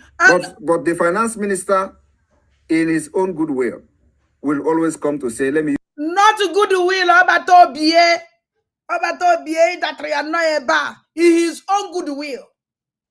Obatobie, onwelo obodo ejelu finance minister di ekwu okwu. Obatobie na anọ dị on ekwu. His own goodwill o ji apụta ime Biafrans insult. Ikpari anyị kpọọ anyị. Obatobie Okpakatago Biafra iyi mbia na live program wee yo ya because ya kpozi na Biafrans iyi. Obata obie ndị na-abịa eme donation. Private people na-abịa eme donation. Individuals na-abịa eme donation. Oge nkele onye chụrụ all of them. Oge nkele chụrụ all of them. Donation wuruzie country. Individuals anaghị ekwezi abịa because he donate €20. Guna $20 eje mma. Guna oge nkele anaghị like ya. Agazie mi donate 50 so tuo bata obie. E ma that n'ime na alụnụ. O mere ibe this man emebe. On a opportunity. Mana all the opportunity. This idiot call Genkelele ya salzaya anyok. Onwala aba ọzọ kwa se chofta kwara ọ na-aza. Habe na ofu onye. Afọ ji scam ndị mmadụ. Obata obi ọ na-enwe the opportunity. Mana ọ naghị use the opportunity. Ọ ya ka o ji ilu mgbe ndị otu nnọkọ ezinụlọ nabatara ọbata obie. And see na-eme meeting na si na eyi etinye onwe ndị si ka etinye na ndị izizi ya ekwu okwu. The first time I nabatara ọbata obie ka etinye na ndị ya na o ya ekwu okwu before ọbata obie nsị ha mba. Because ọ na okwu okwu before ọbata obie o ya akparị ndị mmadụ. Onye ọnwụ na ewelezi iwe nwe onye ya bịa support ndị otu nnọkọ ezinụlọ. Na ọbata obie ya ekwuchichi okwu nyanwa onye ikpeazụ. Ya ekwu after ka ọbata obie kwuchara okwu. Okuzie because at least ndị mmadụ eji okwu ọbata obie kwuru were dibe. Because ọnwụ n'ime ya allow o ya ejigodo ọnụ upon that after ka o kwuru okwu ahụ o kwuru okwu kpasịrị ndị mmadụ iwe. O kwuru okwu kpasịrị ndị mmadụ iwe. Even ikenekwa otu nnọkọ ezinụlọ problem otu nnọkọ ezinụlọ. Ụmụnne m anyị ebidokwana n'ebe anyị kwụsịrị. Na anyị sị ka mmiri azocha gbachaa. And ya mmiri ezocha na gbachaa. Otu unu niile si ma na anyị na-support our government ọbata obie head by COS. Anyị ebidokwa n'ebe anyị kwụsịrị iji bido tụọ akwa ụtụ wee support akwa our government otu anyị si eme. So biko unu ewekwana iwe na unu anaghị anụ unu ada ndị gboo biko na ana m ayọ unu. Unu afụgo ebe anyị nọ na ya. Onye unu ya na-agba ọkụ a na-achụ oke a na-azụta anyị wee zọwa ute. So biko mma try ọdụmma onye ọsọkwa ya mma bịarelegwa unu okwu tata ka anyị bidokwa n'ebe anyị kwụsị. Ndị tụrụ ụtụ ndị donetere na ego edoneti ana m ekene unu. Then ọnwụ na idonetiri ego efubeghị afago na list ndị donetiri ego biko mee ka mmara because o nwere ndị donetiri ego afafa ababaghị na list. Biko mee ka mmara ka enwee ike ịadị afa gị na the list. Then onye chọrọ iso ndị chọrọ iso n'otu nnọkọ ezinụlọ chọrọ idebe afa n'otu nnọkọ ezinụlọ mee sendielenu m ọnụ m na fon sendielenu m ozi ka ntinye afọ ụnụ kachasị ndị nọ na be anyị ama ka ha esi wee mee na support ha ma ebe anyị eje kpọọ ọ na-ada ndị mbụ na ndị egede. Anyị nwere ụzọ anyị si asọpọtụ gọọmenti. Anyị nwere otu nnọkọ ezinụlọ pụtara na otu pụtara na ị na-akwado gọọmenti ka anyị bidokwa n'ebe anyị kwụsị. Ndị ọnụ ụmụ Chineke biko unu ewekwere m iwe unu ewere m iwe ama na unu ghọtara ụmụ ndị gboo. Chukwu gọzie. Use the opportunity to talk to Biafra, and then we'll begin to talk about finance. Actually, finance should be part of the program in any tour we go, where at least 2 minutes will be given to the finance minister to speak about the fund. More than 2 minutes. On the kucha 10 minutes. Mana 10 minutes ahụ oge nkele dey use iji wee kpa yi. Iji wee kparị anyị. Iji wee buo anyị asọ. Iji wee mụọ anyị si n'iru. Na ma na-eme n'alụ. Ụnta ka obido. Somebody who na-atọ ọchị. Ịmakwa na o nwere onye ya wee tinye na finance ọbata obie. Onye achọgodo donate ego. Otu ya with the character of the finance. Ya say, hey, mba, can support wa. Man, if you go do here, a man that this man is not here for you going with the Biafran. He won't about for that money. He don't care. He don't care about obie. Finance is what we're doing, but that has never actually appeared in any program. I don't know of, but he has always had the opportunity to speak. So today, I want to again confirm that there is no problem between you, the Minister of Finance, and Dr. Ngozi Orabezo, you've made a very good point. Of course, at the same time, you also spoiled the point you made when you said you started pointing out where what you have against her, which actually the issue that have been resolved, many months or years ago. Okay. So if you are still having those kind of things in your mind, which we have actually discussed and resolved, I don't think that is right. Did you know about Obianeku that money also? Obela Corono, Yajikwere Bunye, COS, June, Yaku, Ibunyele ego. On that to give when what feature. Because when you naturally hijack the government in Abatakali with Ego Makanama and any Dirego. You watch any hijack the government, the whole people with a problem. And what a problem with where go can a booze abata? How will I go batache government in Iru? Ogu, away no Diego. Or one am not even Jeremy. Yeah, it make a mistake. At least a bank eba. Ena maruono. May be there we go. Mvuri vujereme. Akwu achibem enyekwa bank butekwa nke kariri nke mbute maka bank o heze na akwu ha na ozugbo na ebunye icho na agba ya na ebunye gi ebunye we ona ka wonu mbutere ego anye eme finance minister ya na aka ibe ya na ihe na he eso okwu ego Biafra ya la do intact eyele he nwa this problem. Hey, adoka ibite bank ego ọnwụ nnukwu ibe ibute bank ego awụ nnukwu ibe no ibute bank ego with the nature of work in your salary and the contract of that job in alo ọnwụ no life contract ibute government ego ibute bank ego very easy.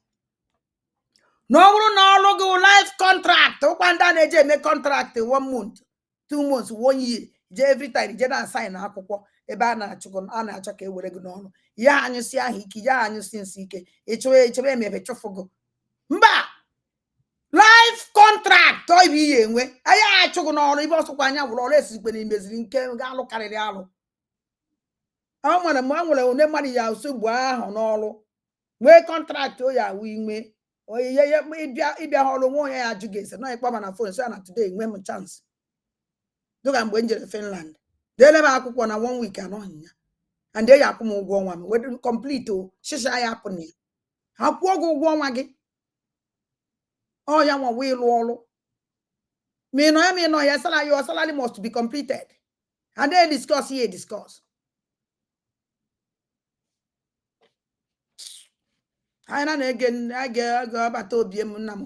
because some of the things you mentioned here, we have actually discussed it, and you even behave very well in the public.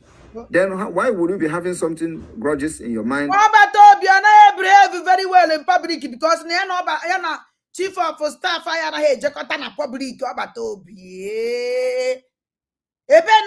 fundraising chief of staff on a best fundraising organ Kelly. On a best fundraising organ Kelly. The answer is no. But on a meeting, the answer is no. A basic about a jeko, or well a paper checker. No, you too. Go and Kelly. Problem I saw what I since how many years? It was so no be. All a problem, Nesse. You say that the chief of staff, that title, that all that all title we been a sen. Galo no bato bien napro your don't have to get nacho. Oh no, yes, he make one appear that chief of staff. Okay, can I present his own ya napu yenike? Because all that no ya napu one getting yellow. Okay, get a car, bato bien no ya. It's very simple. The personality to get a ligoro. Oh, you watch. You watch go bato bien napia chief of staff. Yes, the person no ya so. I can has a chief of staff. Obatobi, we will only anya neri. We only more do. When ya prayer, Yamakanoma, no ye with a chief of staff. We had in here. Batobi, no. That is COS, ya, OG, ya, we've been a wogan kelly. and all this cabal oye uobiduo ya na onye aseta echi niile ya na onye ese nwanne echi ya na onye ese na ọnwụ onye na-calculate ibe a na-eme ọnwụ onye na-calculate ibe a na-agwụ ya onye na onye aseta ata nwanne echi ya na onye ese ọbata obi asị ka ezi ife menu na ị na-ese okwu uche ọ dị ministers na ya anapụgoda chief of staff ọ ibeba plan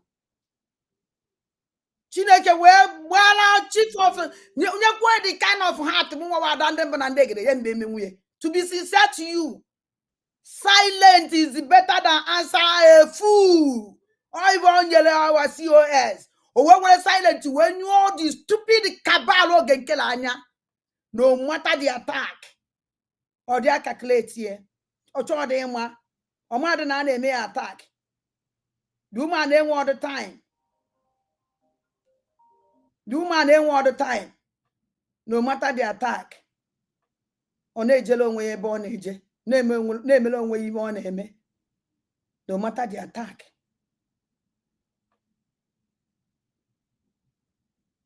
Okay, onye na-akpọ m ihe a.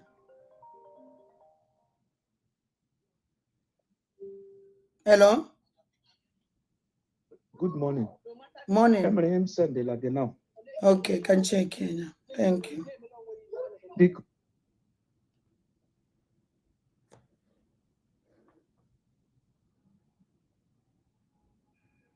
Hello?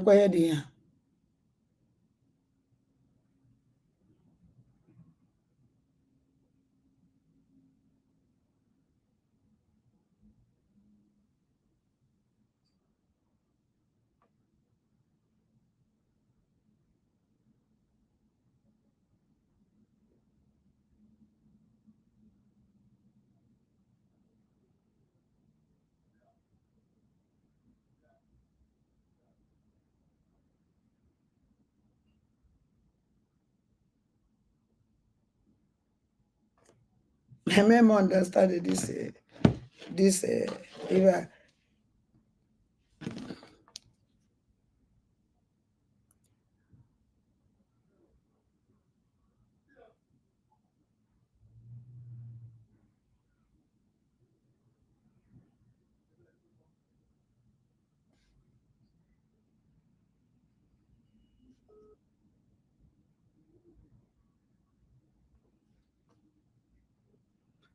Hello? Ivolachi. Yeah, I want you well. Yeah, go now hale talk. Chief of staff just retweet that thing that is fake. Okay, now her prime minister. Because MG send like ebe no life kegba Biafra amokola nwe eme attend oh. It's not for battle be because chief of staff just retweet here now. Chief of staff just retweet that thing that is fake. Okay, now her prime minister. Because Okay. Thank you very much.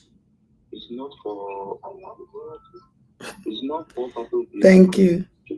I'm gonna na bye.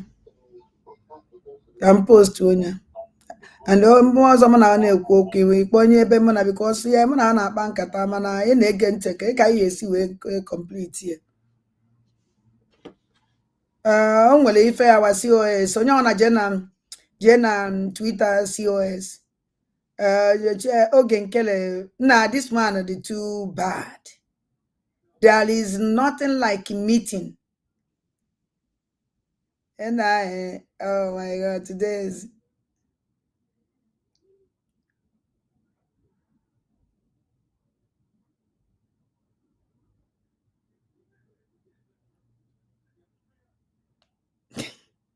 oge nkele na na-achọ everything iji wee make sure that na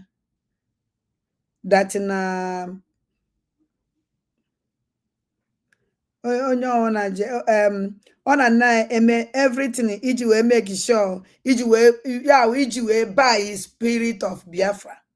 Number one, there is nothing like meeting. Unu je na Twitter our chief of staff. Unu ya for something like this. Akwụnụ na afia. Yeah, fake. onwelo any meeting. There is nothing like meeting. Oge nkele na-eje n'afa our prime minister. No meeting. Ihe niile awasị. Ọwụ na oge nkele ma na ya na prime minister na o nwere meeting ọ na-eje. He can organize anything. Mana I go see the proof. The most important we show us the proof. Biafrans need to know the proof. All these things, you never come debunk anyone. We Biafrans know you as a liar, and you will continue lying all the time. You can hold meeting with anybody, we don't care.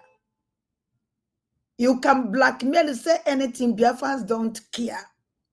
Onyakoji, the very important that all Biafrans must to follow Twitter, our chief of staff, with every information in it. Onako yes ne woputagas many things. So I'm gonna mono na igopu agubeho that things is coming. Hey, now this man kwado.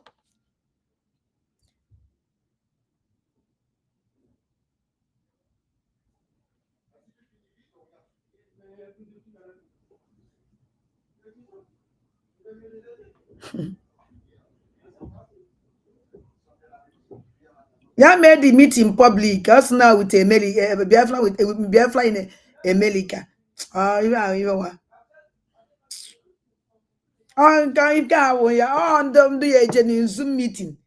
Yeah, make a Zoom to everybody, but I can enjoy ya. Did you even need the way you are? Can enjoy ya, Juju. But I want us no Zoom meeting. Zoom meeting. Oh, my candy agent. No this thing. Onya wonyo ucho. Onya wonyo ucho. Imana COS melenke with the Asian continent. Nyangwa no we na chive ke with the America. Very on the enemy now oge nkele na-eme ọ na-eme for himself, not for we Biafrans. Anybody on free na that meeting man no kaba and otuye. So don't mind him. Ekwensu nwere oyi kunu nwere idea. Ekwensu ọkwa ekwensu nke ba yo Satan ka nso ya n'oyibo. Satan nwere oyi amaka ojuna oye nwelele friend. Ndị alụlana kpọọ olili ihe afụ ndị ya eje olili ha ọpọ na onye alụlana ka asị kpọrọ olili mana ilukwa be ịfụ na ndị mmadụ nọ ya ị na-asọ ọkwasị na onye awụ onye alụ ka ezi ka o si akpọ olili ndị mmadụ eje ọdụka ọdụ zụwa kpọwa ọdụka ọdụ azụrụ onye ya eje mitin oge nkele ndị otu oge nkele ndị ya eje mitin ha aza ada ndị mbụ na ndị egara can go because ọwụlọ ọ dị represent Biafra kama na ife na-agwa our government sume everything iji wee stop oge nkele in a use our logo. Sonso my problem. Sume everything iji wee make sure that no oge nkele stop use our name, our logo. All the very simple. Because I don't see the reason why. I want a bear but oge nkele jena court ekpe here. And done on America that place. We can stop him using our logo. Number one, we will finance and don't hijack the account. Secondary, or they honor with Biafran struggle with a fake name. Fake name. When I life and we are a criminal or a criminal act call. Thirdly, all when you was chief of staff, now getting all the open. So by this man, so don't work or everything very serious to stop him. That's all. He can use that for Batobia, no problem. Ndu say ya can they use Obato after Batobia, can they promote come on Obatobia can on charge. So my problem. After you have said you forgot everything and then move on. So why would you behave nicely in the public and then in this side you still have those things in your mind? Behave nicely Obatobia na-ekwu mgbe ha jere America. Oge nkele na agbagharị ka e were kwasị our chief of staff, Pipolo. She's an intelligent woman. Woman no ginkele ni any on a fake. Nyama follow kwanya with that fake life. And I like me home and that day. Why did that no? Onye gini ana born chorogo bubu. Even I was a man, I want to come see our chief of staff Ozi died. Them I said, don't eat. Yeah, before anything on and he that place, you had to be very careful. Because always serious target. Ejere him in America, which our lobbyist. Our headquarter. I want to say, be very careful. Know how you eat with this man. Don't near him. This man is an evil. All for if you make no me. Be careful. Yes. Say some, okay. I'm not Jesus Christ. I'm human. I have blood. Right. So as human being, and you don't let there's this word they say, a wound, right? How am I going to put it? That a healing wound or a wound that is healed, you don't want something that will go and get the wound back again. I don't know. I'm trying to see how to put it on. I forgive her. No, thank you for that. Thank you for that. You just said that. You just answered me. Now, COS, the finance minister believed that you interrupted him yesterday. Again, PM, I think I said that I allowed him to finish. Yes. And they explained that before he came in, that I was already trying to see how the program can be ended after the hours. So I allowed him to finish. But what I said is before he even came in, because he was not on the agenda. And again, when the issue of finance being on the agenda, any agenda that I see, even from this here, I always try to tell her to put finance minister in the agenda. Yes. And most times, if you can go back and look. During time, Obato Bie na bia no to no case no. All the committee ya gbara m aka ebe n'ife a na-ekwu. Ekwela m ka etinye this man na any agenda. Ekwela m ka etinye na any agenda ndị otu nnọkọ ezinụlọ. Some of committees na ada na etinye ya ajụrụ m ajụ etinye at initial time etinye ihe na agenda. Then we post all our COS agenda. We na finance minister no here. COS return all message. Some you must put finance minister na this agenda. The thing wale me ezigbo iwe mana I can't go against the order. Genkele na agenda. I said no, I don't want to see him in agenda upon none of the two case in uno. Na macho here. First agenda imere oge nkele anọ ya eti ihe na ya nsendele COS mana I nwere idea all these things okita ka COS okita ka ndị onye even ndị otu nnọkọ ezinụlọ ama adị ihe mere no mana akpọrọ m asa mkpozie Pascal sia tinye Pascal na-eme the agenda sia tinye oge nkele mana akọrọ m ya the details COS wee sị m that na ọnwụ na-etinye ha afọ oge nkele m wepụ her name that na oge nkele must be there kama m wepụ nke ya nwa tinye oge nkele amara m ife m na-eme and enyere m invitation letter how come then mo wee wepụzie ife ọzọ m mgbere kpọ dị Pascal sị adị oge nkele na-akọwaziri ihe ndị committee na-eji list na-eji wee tinye oge nkele agwaziduhu mfe even had a surprise mgbe akpọrọ oge nkele na agenda because ama m ife na family ha chọrọ ka etinye oge nkele no achọrọ m oge nkele all chief of staff after can send the agenda ọsị no mu tinye oge nkele gịnị mere oge nkele anọghị ya sị na m achọ ọsị na m tinye kama m wepụ na ọ na m etinye oge nkele m wepụ afịa m wee kpọọ Pascal sị ya tinye oge nkele o wee tinye oge nkele na-ege ntị. Look at the programs from American visit or has developed, there's always, Diana is here, I will always tell her to put finance minister in the program. You don't understand. You don't understand what I'm saying. I'm saying that the finance minister believed that you interrupted him. So PM, I did not intentionally. I didn't. Like I said, he finished talking yesterday. But what was going on before he came in, we were already talking about closing the program. So I did not interrupt him. He just finished talking. And then I continued what I was saying, that we've stayed long in this program. If we can round up in 7 minutes, I never interrupted him. If you feel that way, I'm really sorry. But it wasn't intentional. That's what I want to hear. It wasn't intentional. Okay. That way. That's what I want to hear. So you have answered me. Oh my God. All right. And so the Minister of Finance, US, have apologized for if you feel that she interrupted you. Okay, thank you. See you. PM. Yes. Please, I'm pleading on this on behalf of Biafrans, everything that we all believe in. We have been in this for a long time. Akuna fugo.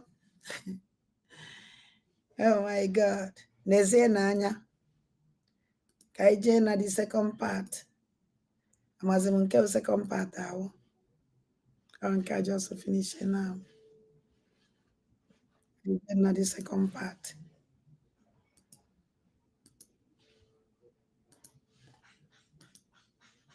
Believe me, I can do and don't repeat itself at all. We are in a very, very dangerous stage. I say very dangerous stage in this struggle. And it is almost coming to an end of the beginning. Very complicated word, end of the beginning. So, yes, we want people to stay and stick to what they have, the sacrifice they have made in this government, so that nobody will be removed and nobody will be suspended. Everybody have done well, and I have been looking at the positive side of everyone instead of taking the negative side. You see? Like I've said, a lot of things have gone wrong, which could have propelled suspension of many people here. You see?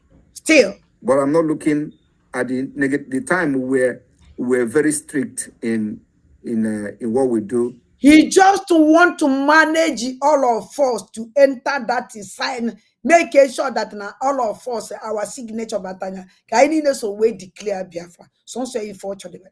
He want to manage all of us, manage everybody to enter that promised land. Let's start Biafra and making sure that now everybody signature on inside. Mawulu kwama obato bie diri nko yedi. Die nko yedi. Me I will that not carry everybody along. Though I can say one suspension, Madam Azoka, shake the house. Because him and I don't want cabal. Meeting after meeting. Hey, if you can even battle be able to tata. Hey, this my battle. Oh, nyama with the problem. Meeting after meeting, telephone after telephone. Okay, oh, nyama. Oh, can build very, very well. Now the house. Mana aine ha. Anya kan negi. Okwanya kan negi. Eso kwenga biagaja. Mana eso kwenga to gaja. One can as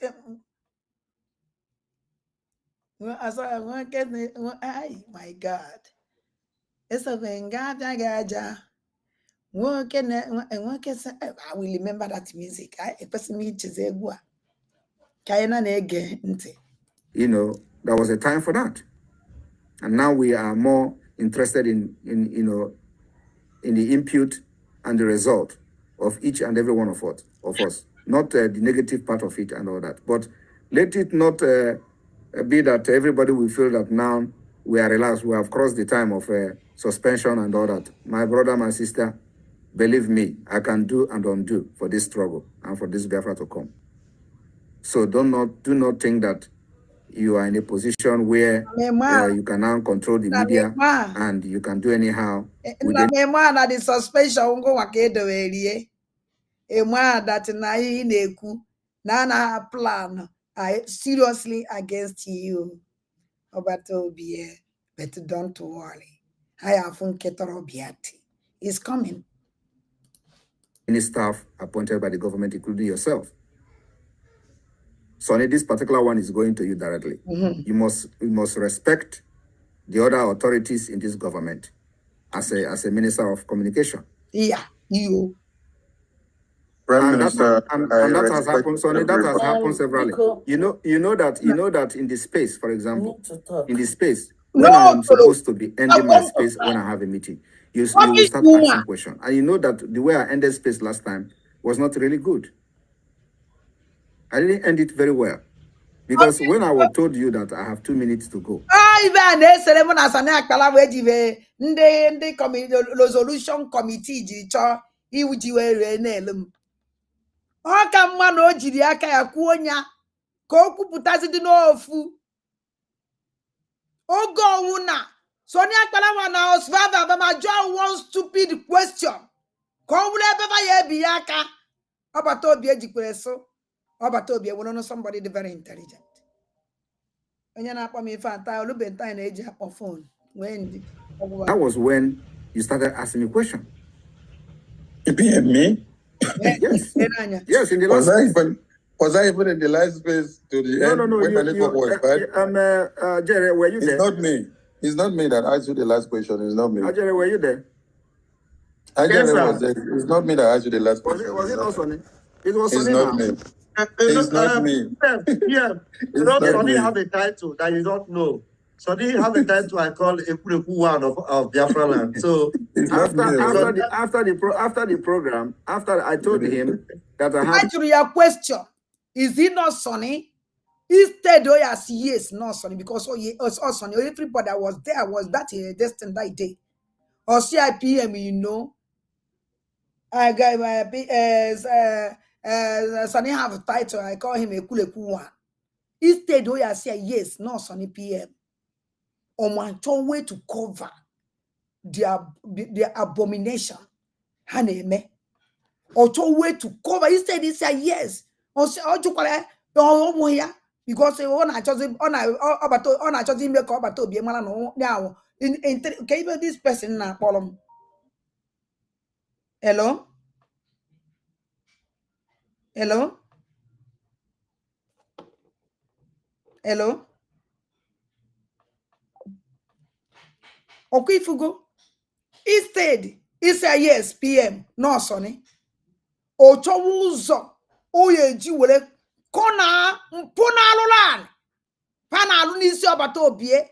Na nko ogwazi obata obie no onye okwu ase. Say common question. Yes, no. Why this person na problem na phone? Opo na mpiki okwe ekwu okwu. Hello? Hello. Ndewo. Hello, Ndewo. Good. Hello. Hello. Hello, Adadalama. Ndewo. Hello, Honorable. Ndewo. Good afternoon. Hello. Oh my God. Hello, and man, if you know. Ndewo. Happy New Year. I wish you the same. I said the good message. Is that I'm on live program. Hello, I'm the message. Is that I'm on live program. I'm on live program. You are blessed, my sister. I secular COS said about recruitment. I'm on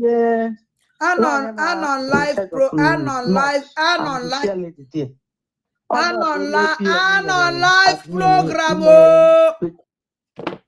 Oh. Ihe na-ekwu okwu ọ dị egede m ntị ka ọ mara ife na-ekwu ọwụ ife niile ka ya akpa na telivishọn biko na ọmadị na nọ live ọnwụ na ị na-watch me I will contact you biko so ka anyị na-egekwe ndị ụchụ ntị ndị arụrụ ahụ 2 minutes, right? And then somebody asked question within that 2 minutes.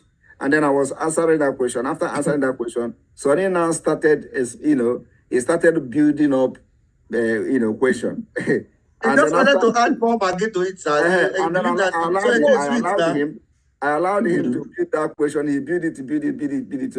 And then when he finally released the question, and I told him, I am sorry, my time is up. That was what I answered him, and I left. So it's not supposed to be like that. And then the other time when I supposed to end the program, you started bombarding me with questions which I answered from beginning to the end. Right? So these are the things that yes. Sorry for that one. I would know when your question should come. You are the one that is always giving room to that. When I want to bring the program down, you will still extend the time again, and then Biafrans want to fire on. Okay. You will extend. You see how stupid Sonny Akalawade. Because of non-enye room at times, but not enye room every time. So now, and don't want to obie, well, that na they end this program. Oh, no, but obie chinye room on us okay. Can make way stand. Now, Sanon Palawa, Chosi Jiziakea, where stop one jeba on it. At times, non-enye room for such a thing. Now, how about Obi Enye's room? So now, Palawa, we try for second that room. Can't stop the born age. If from how stupid some people would.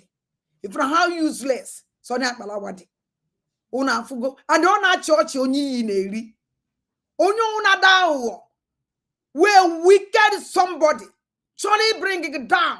Even as on that Palawa name, mele, we've on your name. O boom, atam afumon. On will encapo. Ndị be anyị na-akpọ nwere oke ndị be anyị na-akpọ oke ọdụ nke ibe na-akpọ oke ahụ ọ na-ata gị like this ọ na-ahụ gị ọnụ ọ na-ata gị ọ na-afụ gị ọnụ mbụ ya wee oke ọ na-ata gị ya ma na ọ ya atarikocha gị ikiri ọkpa gị niile ọ tarikochicha ya ma na ọ na-ata gị n'ọkachi woziere jezie n'ije gbaa nke ya ma na ọ tara gị ọ ya nwa bụ Sonny Akparawa na oge nkele na vam da mere alụ Biafrans kwesịrị ịbịa aja agwana m Biafrans ndị na-eje watch nonsense ha na-esi na n'ọnụ apụ unu dị ike ị na-egere ọbịchi mụọ ọnụ na watch amụọ iwe na-ewu na ndị onweghị ife unu ya eme instead ị na watch ife na-eyiwe gị iwe ka ife iji eje watch ha onya ka wa COS na oke osimiri a na-anọkịtari onye afọ nwokwu ya if you don't go to their program because mụọ unu na-eje mụọ na-afụ ndị na watch ha nọ mụọ ha na-enwe hope mana unu na-ejero onwere onye gere rubbish ndị a na-ekwu they can come out tomorrow again if you don't listen to them half na afa wewu nobody will they can come out again ha na-akọzi this rubbish ha na-akọ because mụọ unu na-eje mụọ unu na-ege ntị mụọ ba na-akọ rubbish mụọ iwe na-ewe and they can do them nothing kedu ife ị na-eje na eme he has a kije qualify, coffee, na kije comment just about idiot who they about the care. Before I made this thing, how many they are of year, and they hire people go for any amount of you no qualify the metaphor because they have help you to go themselves for that insult. Oh, what if your own chi make it now? I'm that what Biafrans iwe, and the Biafrans ya for me. Help you to go to myself now that he may accept ye now. Yes, on one month of even when you with them, because I'm a no young Guamia. Or if you find me fa. So Jeba Delefale cost Tariafa, me yo. Chini never happened because I'm an that insult. Before happened, where you do that insult. Hell, yes, if you go a spiritual realm. You do on with her. Well, I put her. Only major argument here, we way. And don't make accept if any now. In Padine, insult Nini may ni one hot basugi. Hot basugia we way. But I is about poor manfe or basas here, or go basa. And do they provoke quite more by even a see an on apata or nearly you now. In our course, wank me and also go near down on apple. Echini no work up ipopa jegelewa or not add the paraga another you way your BP are not high. Come on, name wangole. Na ha na emelu go bia na emewa go obi. I don't listen to them. For ye me wa mo obi. Na da ba mo ndu na ege mo nte. Because we wuli ti na ba ye ege mo nte. Onya ka so nya kpara wa ji we no na fundraising. On eme yesterday, when I watch my program, when we keep one day mother, that be a report on my page. Keja na block or pay a block on the page, me pay me also. I'll Biafrans are not Biafran safe. This is a Biafran channel. Channel umundi buo. How much ya ye me pause with another name. I want to name ni and with a mark all. Man, about my idea. No do. Why about kind agent.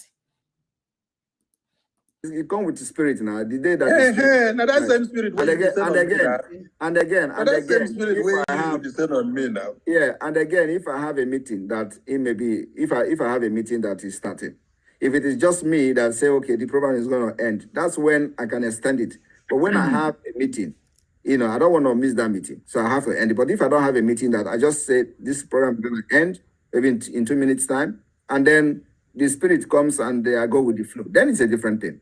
But when I have a meeting, I cannot leave the people that I have already agreed that I'm going to have a meeting with, and then I will start answering questions when the program should be ending. So if the next time, if I am on this space and there is a question that you want Biafrans to hear that address, you start early. It becomes like a question and answer program of the official government in exile. You can ask your question early before any other person, not when I am saying the time is up. And then Minister of Information. Please stop any question or one. Na bia the uzonya na ajuzi ajuju. Mbo abato obi ese ka question na enwere important that this thing na our last question ya ye take na enwere important meeting. Or the Minister of the Information. No na what ya control this thing. One thing mad say no. Not the goma. Now our Prime Minister will meet will important this thing. No now the last person or close all the distance. Nyama uzo onye bido kwaziri iju ajiju. Waziemu ki yesu we trust all these people. How can you do something with somebody, an information minister, when you kwaziri time your time, and they make it when they show na that your time na respect when you respect in that time. Eba ina eje na umu ndi buo wakene ni mondo kana fa na emeke ife kunu wefu no tene these people plan kunu wefu no tene ndap me wele obata obiano to be sincere to you owu no umunwa no na media obata obiano adi energy na aja. Do you know mgbe ba kwusiri ikpari obata obie o nwere mgbe emegidezim the first ije muo ka esi extreme extreme ngwele muonya mucha ewe kpo obata obie see obata obie try go to my channel na insult to adigo too much na blackmail na adigo too much na ma mutago ka esi extreme can send the my link stream go from my side obata obie we stream from my side for how many months? No more no more no more power we're doing relevant, complete irrelevant. Obata obie their hang is in their channel. Now my channel corner hang is all the rubbish stop. Obata obie kwesele in the stream from my side suspension. I made everything to blackmail me. Kenyan that is suspension. Obata obie we kill it on to their channel. Stream worker from their side. All that there, that is suspension. From that day, Obata obie suspend him. From that day, on my channel. And the sincere had respected themselves. After my suspension, any mistake again, Obata obie will stream from my side. So everything. No more won't stop Rihanna. Oh, more won't stop Obata obie their life. Yeah, we want to. Iman on that blackmail. Iman on that all this rubbish nonsense medias. Useless people. By a girl can't frustrate your batobie. This is Luby. Ask him this Luby. This is Joy Lobby ne follow her. But Joy Lobby will a program, important program with the Ambazonia. National anthem. Their national anthem is very clean. because all ha na command on the nice stream nkefa abatazie na nke Biafra wara and what if joy you know be could die day ano now joy you know be na sozi ha because na go bibie with money anything can happen. I fight ejinye be life because the thing with them so much 2 times kifame 2 times joy you know be with program with nda Amazonia half but no the first one joy you know be na Amazonia. The second time, wow, bato bien on Amazonia. Sonia Palawa, na van destroy it. Making sure na that program again successful. Block everything. Keki yesi we trust all these useless people. Keki yesi man and down with the agent of darkness. Nani phone is eba. No bato bien gwa gesiki that na. This space ye end. Now will important this thing. After Kayo Guatragia, go on with Ajiju. Then again. And don't wumbo, only bo, on me all the time to frustrate him. You come in with your bombardment of questions and all that. PM, that is copied. You have just explained many things here and given room to the cabinet members to say things, and then you understand the way. Now how this small thing, somebody are not capable to feed his family. I won't know we're going to be a fan at one acre with Yogan Kelly. Did the Sonia Palawa eat food? Did the Sonia Palawa have job? Did the Sonia Palawa have anything? The answer is no. All we're going to be a flat. Nigerian government to go for war. Blackmail, he put down our struggle. You see, they should have been. But if the cabinet members don't have this opportunity to talk to themselves, how will issues be clarified? I have no cabal, and I did not call anybody to put me up to write anything. Now, if we are in a program, you said here every department have to work collectively, and they have what they are doing to have one equal result. If we are in a program and the COS is in charge, that's you are just telling us now. You never told us all this before. We are just hearing it now. And we accept it now that we have had it. Now, if the COS is to shut down the program, you know watch ya onye na video ifa ihu onye awo this woman ana-akpọ Ada Zion Lubi Nnadi onye nwa na onye na video this thing and don't want if on eme ba the long o man if on eme ba against cabinet law on eme because they must to prepare everything. They must. No, Ibo just they will put out this one no Sonia Palawa na-ekwu. Nda melalo mananso wadro. I have able idiot. Yeah, because if you zoom the destiny to and see me kita, if you know this woman called Lubi Nnadi wonye na a video destiny and the one onye free. Nobody see her. Based on the program that they had at hand, we the media team were not even part of the people that drafted the program. We are just to carry on the program and then let it go the way it is going and then control everything and bring it to the end. Isn't it nice that the COS will now communicate with the media team and say, okay, we have to make changes. This has to be done. We have to set this down and then bring it down. And then you yourself, PM, have carried phone several times and then call your media team and say, we make changes here, we make changes here, we do this and do that. The reason why I wrote what I wrote is because people's hands were up already. And when I wrote what I did not write it to go and bring fury because I did not know whether there were cabals anywhere or there were no cabals. Yeah. And all the cabals talking and people that had issues with people that you just said here, I'm hearing it for the first time. Okay, so but you saw what I'm talking about, right? You can see. I saw what you're talking about, but so if I did not bring up an issue that the entire cabinet needs to resolve, will we come to this point so that we have to resolve issues? Because here now we hear different things that we did not even know, and we have been able to make amends and then move on. All I'm saying is we carry everybody along. Listen, Sonny. there is nothing else that you are hearing here today other than that COS coordinate official meetings of the government. No, PM, we have had other things. We have had other things about the people that had like what? People that had issues. Which that one is that one you should already know because we have treated this thing.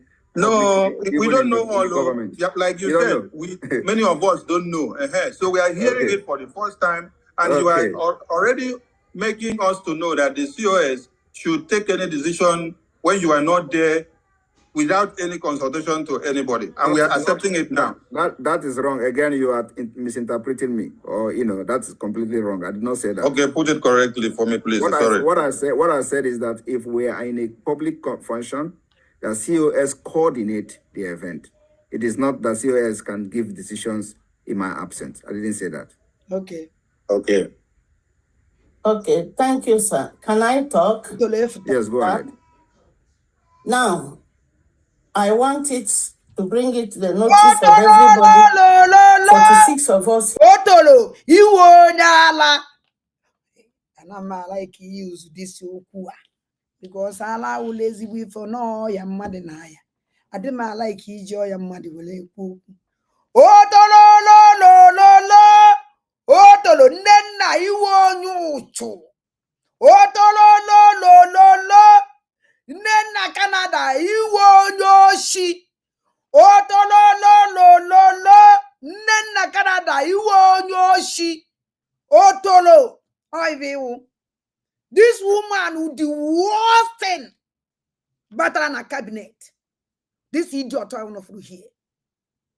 Oh, now very wicked human being I have never seen in my life. Very wicked human being.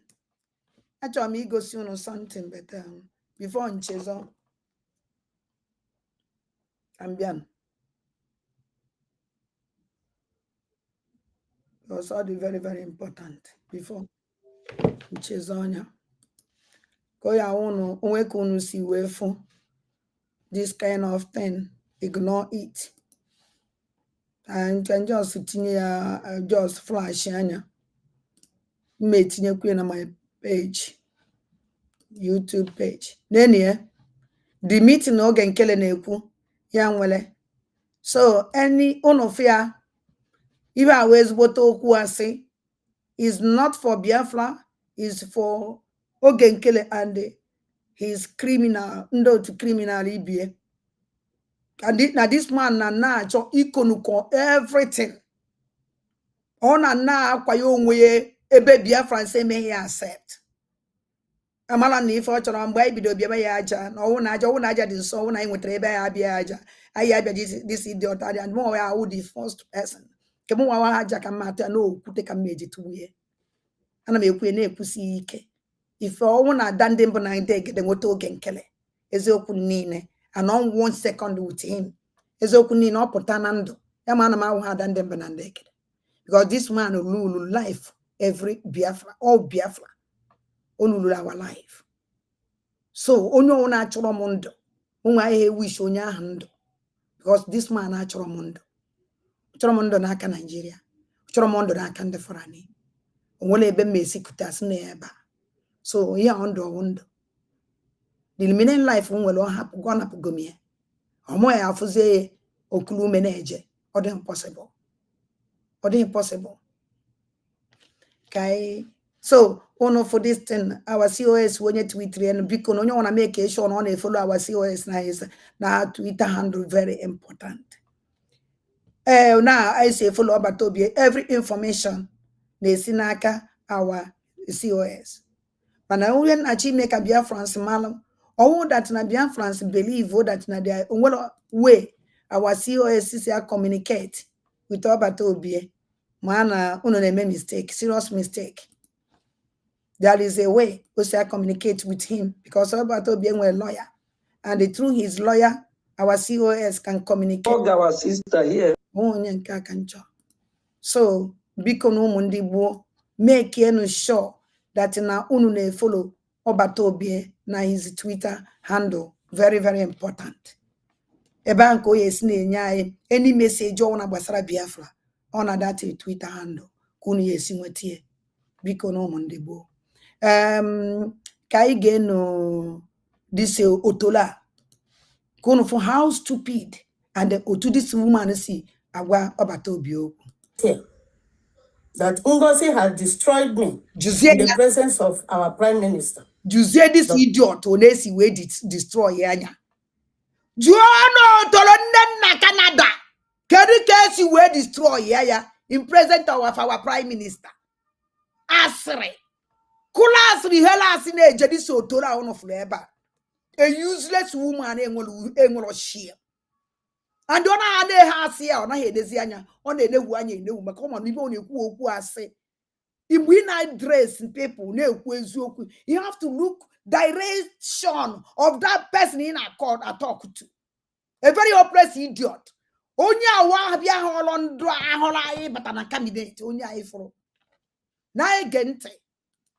Tongosi. My brothers and sisters. Anybody can go back. If you have anything against Ngozi Arabeze, I am saying it right now, sir. Because no, we don't want to hear. I have seen your message where you say this evil woman. Did you say it or not? What? I have read a message where you wrote this evil woman. Prime Minister, you just mentioned to our finance minister that there was an issue that was resolved last year, 2 years ago. And you asked him not to bring it up again today. This issue you are talking happened in 2023. Was it resolved? Of course. Okay. Where? It was resolved. I did it. I threatened to take him to CRC, which I never did. I spoke to Imam Madhab. He spoke to me. Do you know the reason I am bringing that thing up? So listen now. The reason I'm bringing that thing up is because it is you and Ruby who have issue with Ngozi Arabeze. I don't have any issue. No, listen now. That was responded. And if you go and read your message, can we read your message on the forum to know what you wrote? Right now, that's exactly what I want to read. Okay, can you read the message? Number one, before I read this message, I didn't see what Sonny wrote. So what were who were you responding to? Thank you. I never saw what Sonny wrote. Never. You see how this? I have never been there. I was in that forum for. How can you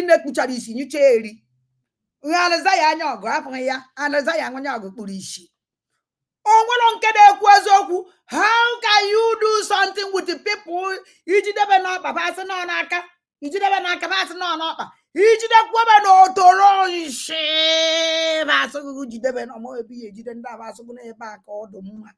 How can you manage them?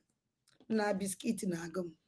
I'm one come and biscuit get for 4 hours. Then I left, went to shopping. When I came back, I entered through Twitter. I wasn't inside again. So when all these things were happening, I was not in the Zoom. I was outside the Zoom. So what did you write in the forum? Thank you, sir. God bless you. So when I came back here, I saw the first message I wrote. I saw was that of.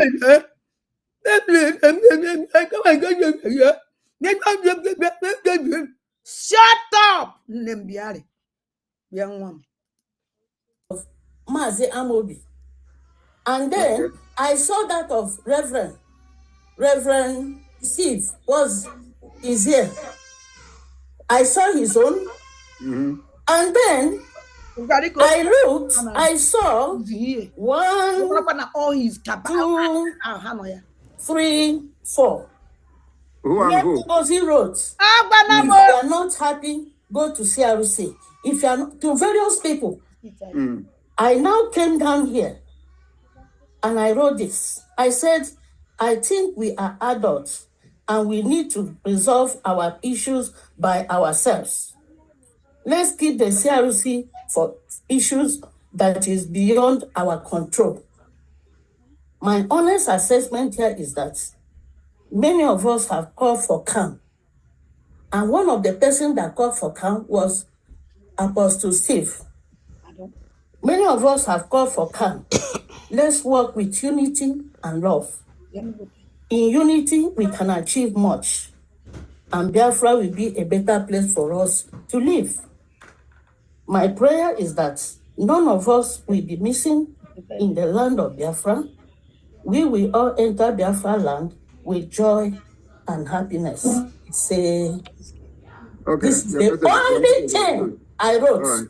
Okay. Only. So, but you did not read what was going on. You just jump in. No, I did. I told you why I wrote this. Why I wrote this was several go and report in CRC, go and report in CRC, go and report in CRC. Okay, you did not see the reason why go and report to the CRC. You didn't see it, only the CRC that you saw. He was addressing people. He was calling them, she was calling them by their names. So you did not bother. She called Oge, she called Amobi, she called several people. So you did not bother to go and read. So you did not bother to go and read. You did not bother to go and read. A useless woman on wele nwa ma na nwanyi oji nwa.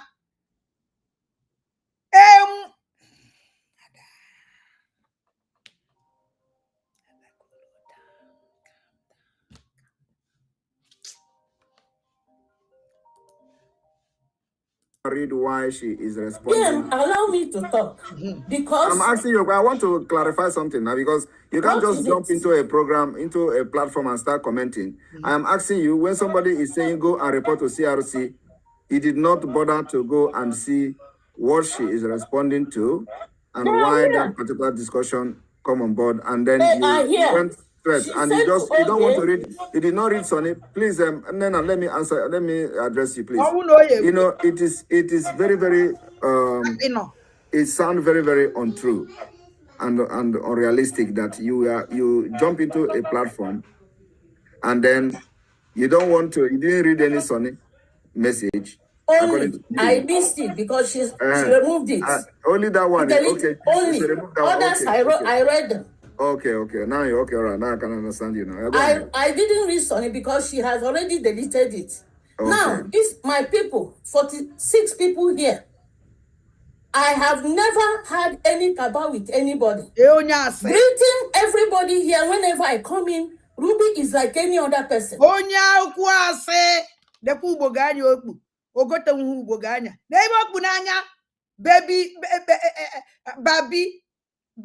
Baby uboganya. Shame on you. Adande mbona ndegere na-ekwu okwu say ije wele ezigbo tego gole ezigbo uboganya kpuru n'anya saya ego nke oyeri adande mbona ndegere na-ekwu okwu ịpụta na-ekwu na ibe okwu n'anya uboganya babi oibe ojeje tụtụrụ ada na-ekwu ụtụrụ gbagbukwe gị anụ ọbịa ọpọ na ego oge nkele na-eje gị ji ya gote nwa uboganya mmọnwụ na-ekwu obodo na-ekwu ada mmụọ pụtakwu okwu nwata ozu nwaanyị apụta ekwu okwu anyị ya chabọtara ya mkpọmkpọ iko na the useless thing mere na cabinet this woman immediately anabatara this ozu na cabinet ka mma anọ na ihe emebigo onda ndụ na believe na ebe niile a na-eme n'ụwa ọgwụ je anabe dibia ife obe onye a na-eje akpọ ajebe dibia kpe ka ya makwa nọ na-eje mana omume na-adụ nka ndị na-ejebe dibia oye na-eje abana n'ọkọtiki chamber ba kokotiki chamber babi ya lala majiri oge nkele ibe ha na-agwozi ajọ ọgwụ ọnya ka van jisina ya anaghị ejezi ụka ọnyazi ọgwụ n'onu gbara ọgwụ n'aka achọ ndị ọ na-akọwusi ọnya ka o ji wee chere oya akọta nya ọma na-ada ndị bụ na ndị gere jump and pass olu di second day kpakpara nkata ibe ya eme ada Chineke wee bụọ ọgwa ncha niile ọnụ jump and pass wancha niile were egbuso kọrọkwa ibe niile ahụ ariri ha gwọrọ ihe nya onu asasi bu ya were bi onu akabasi bu ya na-achị ezinụlọ fa na ife na-emezi onye ụchọ unu afụbeghị ihe na-ege ntị ebe otola na ya gbagbagbagbagba. I don't know how you can form a cabal with one person. Hey, it can never happen. Ana m anụ. I want everybody here to know that I don't want anything anymore in the presence of PM because Ngozi have destroyed me. I did nothing for Ngozi, nothing. You see, that is my age, PM, I am ready to leave. I'm ready to leave. Why do you think that Ngozi have destroyed you? Because she kept calling you and said, look at you now, sir. Calling me, telling me that I'm writing a lot of things. Only one thing I wrote, to call for calm. Prayed for everybody. And ended it with, he said, all right. how did this thing become evil? Now let me tell you that calling my name 100 times. Now let me tell you that the COS never called me about you. The comment I made now was the comment that I made because of this message you sent, and I did not have the time to read everything everybody wrote there. You know, I saw Nena, I saw Ruby, I saw Nena, I saw Ruby. The only person I read his comment, which was forwarded to me, was Sonny, and then I read Minister Oge's comment. I didn't have time to go and read it. I only see that people are responding. So if this is what you wrote, then I am sorry for dragging you out. So only for calm. I am sorry for dragging you out. That COS did not call me. That we are going to enter Biafra in unity. You know, one thing is that. Shut up! In a come for calm, come for calm, come child, finish in Jesus' name. In my case, I come for calm. Or I feel be na come for calm, come child for calm. We meet in Jesus' name. You have insult. Chiguna kage. Paricha chiguna kage. We finish it with in Jesus' name. There is a way to come and call it calm. Don't want it calm for all for everybody. Don't want on your side. Yes, in Jesus' name. Unless ni pele. Man, every benach for more cabal. You are stupid, you be nadi. They use one. A woman, no, they use good. Ya don't get they use one. Una madivana ko ndu solo njebe. Ineso nezuzuari. E wele ga commit to ari. E wele meju ari okunda. You don't even know. Don't worry. They ya blast on one day. Very soon. Look at you. Ndu solo njebe. Ndumba gaba adam benen bagaba ada gaga adam benen. Oh, even ni ne ndumba jagaba. So somebody gonna ya be nuno. So somebody gonna ya na hala nuno. So somebody ama hibo bunobi. So somebody ama honya na na abona apa. So somebody ama hibo na eme. Onwere anything in with this, it knows nothing. And you don't capable to ask that person question. A very stupid woman like you. Shame on you. If it is in name uno. If it is in name mad. And then with a doctor's degree everywhere. Fear. Urogule. Omunengini nako. Ma happen for the line is open because I'm well more important thing by 3 o'clock. Can use 30 minutes with a phone. Because only 1 minute. Abania, this night, I will a program. Can send a message to Ogechi. Keda for this idiot. Keda for this ex-wife or our leader Mazen and the Kano. Uchechi. Emily interview. So, my like can present Biafrans. Uchechi. But I don't can the whole Biafrans. I'm only this woman. No. Biafrans, we know the color of this woman and the kind of this woman. No. Only can feel it because of Naina buying with so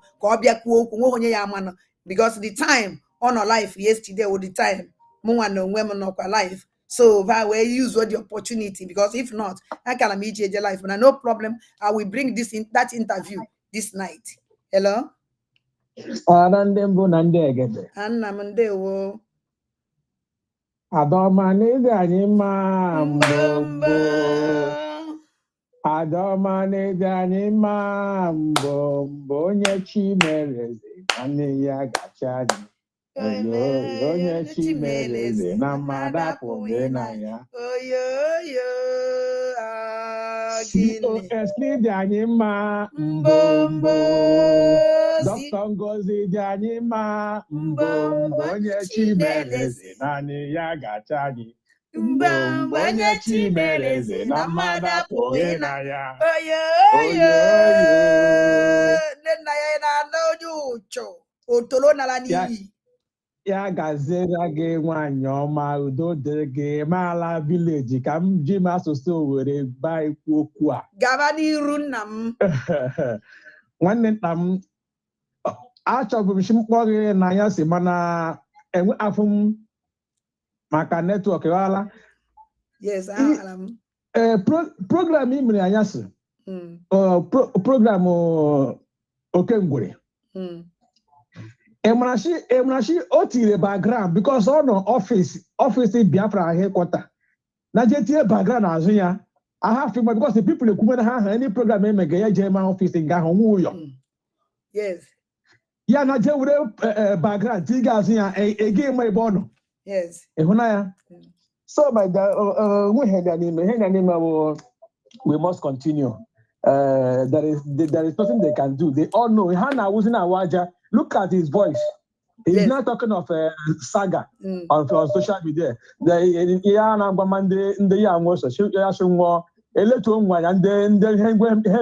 social media. Who brought it? They said social media is the power. Is it not what they said? Information minister. Social media is power.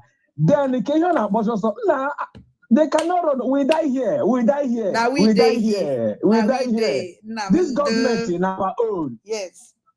Our COS just tweeted the Biafra Republic government new website. Yes. Go to check it out. www.usbgov.org. Very simple. And then maybe go me audio okay. Or they how can I upload some things? Yes. So we must continue. We go nowhere. We go nowhere. We must 2025. Yes.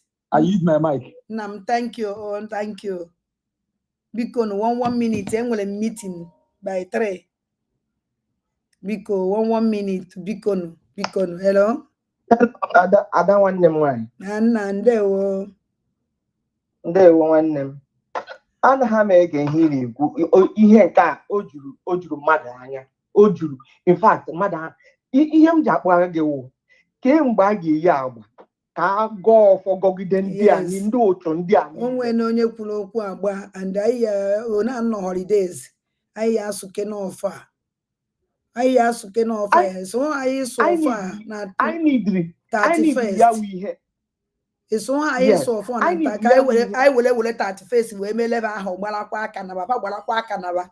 Yes, I need ya wu ihe, especially ndị wụ ada ndị ada, you know, pụtasha ka anyị go for gogbuo ha. Yes. Ka amara na ihe na-eme. Yes. Ma ndị nke nọ na Biafra land ihe dịka Bianca Ojukwu urela anyị wee na-agwọ porridge. Yes. Ọsọsọ ya mara mma. Onye gara beauty hapụ mmụọ ka mma mmadụ hapụ ị na-eji agba ọgwụ butọ ya mechaa ka ngosi gị uche echi kanụ maka na hapụ onye dọkwa na ihu nchọ nkịta ịwụ nwa bebi na eje m 1,000 euro 1,000 euro ọ bụrụgo na m eji ihe ga-akwụọ m ụgwọ ete 20-30 times eje m adọ m iru dọsisi wrinkles niile apụọ uche jụsụkọrọ ọnụ ka onye achịrị ọnụ. Hapụgodo onye nke anyị na-abịa n'abalị for him. Just forget about her. They are coming this night for her. You know, ndị awụ ndị mmadụ na-ekwu okwu ya. Another thing again wụ Chioma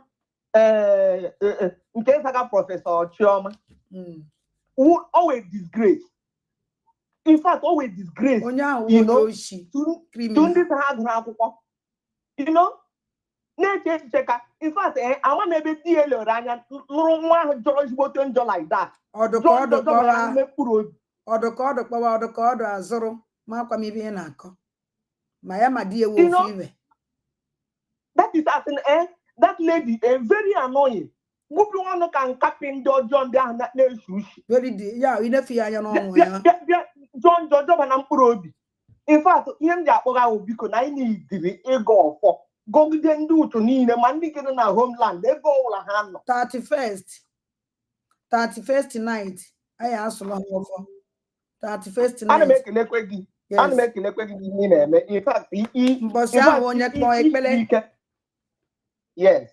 Isiri ike mmadụ nne m biko jisie ike Chukwu gọzie gị n'eziokwu ị na-ekwu jisie ike ịgbalịala anyị na ya na-eji ike ajị n'ukwu anyị na ya onwe ihe na-eme jọs kwuru n'eziokwu onye eziokwu ga-ala onye asị ọ ga-atọ onye asị ga-atọ so jisie ike n'eziokwu ikwu gị ọ ga-adịrị gị mma ịnụ na ma hapụ ndị ọzọ. Hello, I like Kimona even say I got 1 minute here, Maka. Hello. Hello. Anna by ndewo. Good afternoon, Adai. Anna ndewo. Hello, Cameron. Chim no panalo. Okay. Odogu karere dogu ngwam. Yes, Simon na maze na CS. Oh, brengwa 4 years na gwo so dogu karere odogu. Okay no na odogu karere odogu. Odogu karere odogu. Odogu karere odogu. Okay no na odogu karere odogu nenna. Odogu karere odogu. Yes. Uno go to angel. Our angel is no odogu karere odogu. Yes, so yeah, but okay ngere na let haya no. Okay, ngwere na ndị otu ibe ya na odogwu karịrị odogwu. So, enwere ihe m na-achọpụtara shi ha that second oge ngwere si ya pụtara sị na eke ihe a ga-agwa ndị second in command. Ọwụrụ second in command, all that is on lere anya, ọwụrụ second in command, kama ihe a ga-agwa ndị dịrị ya ọrụ, ndị Naijiria na-edịrị ya ọrụ, ihe a ga-agwa ha. Are you getting me? What can I check me here for a long time? Say, can you on your mean? Who check them all down? Come on, the DDO. About stop the declaration. Yes, can you so that is it. Then, Okwa Hana, Otego hang over a problem with Otego hang over this our COS or annual. Yeah. All the whole women know Sundao. All out of envy. Yes, they are not happy with that with our COS. Now, one year, my problem working at it, my no watch one year, eh? Oh, Chineke. Because this I saw on Nana or so we cannot Canada. Nana. That woman. I want the many things. Now, I want him to be that woman attack. I want anything at all.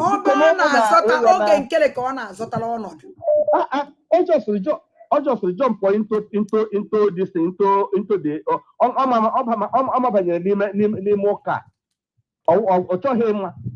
and according to him, then you want the man didn't my cost this man came out in the kind of so 1 minute now.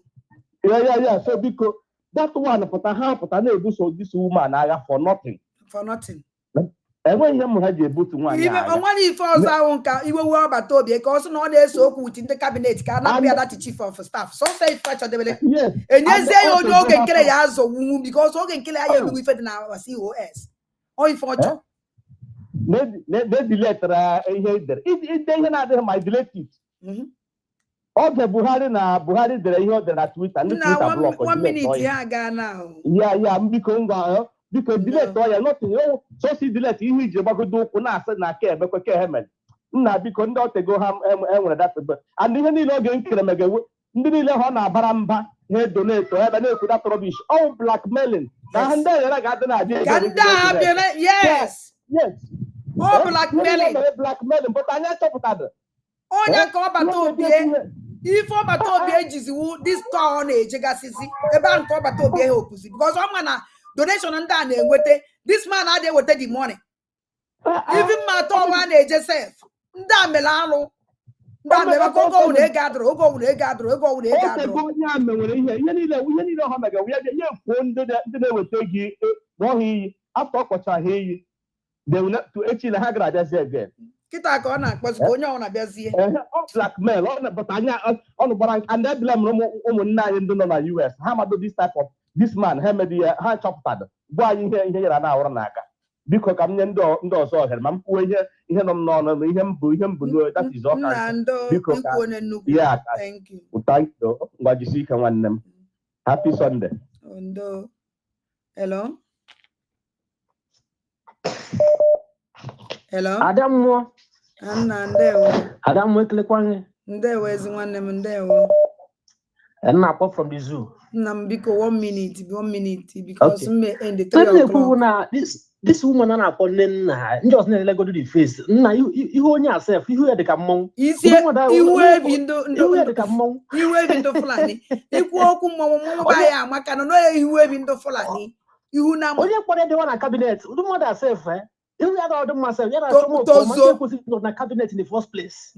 They go to some more command on can copy. Only can just not only guy. Only I always go problem. Okay, go below the woman. Ego. Onye gị ego because onye like ụmụ ihe akaazụ ọ like ya wewe tozo ọ na-eko so ebukoshi ka ozu na mortuary all corrupt people Chineke wepụchala ha ncha because Chineke ma ihe ga-eme in future ewepụchala ha ncha because ndị akarịwo problem to Biafra government in future ha emela ha feta ha pụọla so ọ gaghị ya na mma adọtoshi wee kwu on 31st. Yes, 31st. I asked for. From the Adjomad. I made a I asked okay, get a Balakwakanabo. Nena Balakwakanabo. Jomo, come a Balakwakanabo. Nakayesina.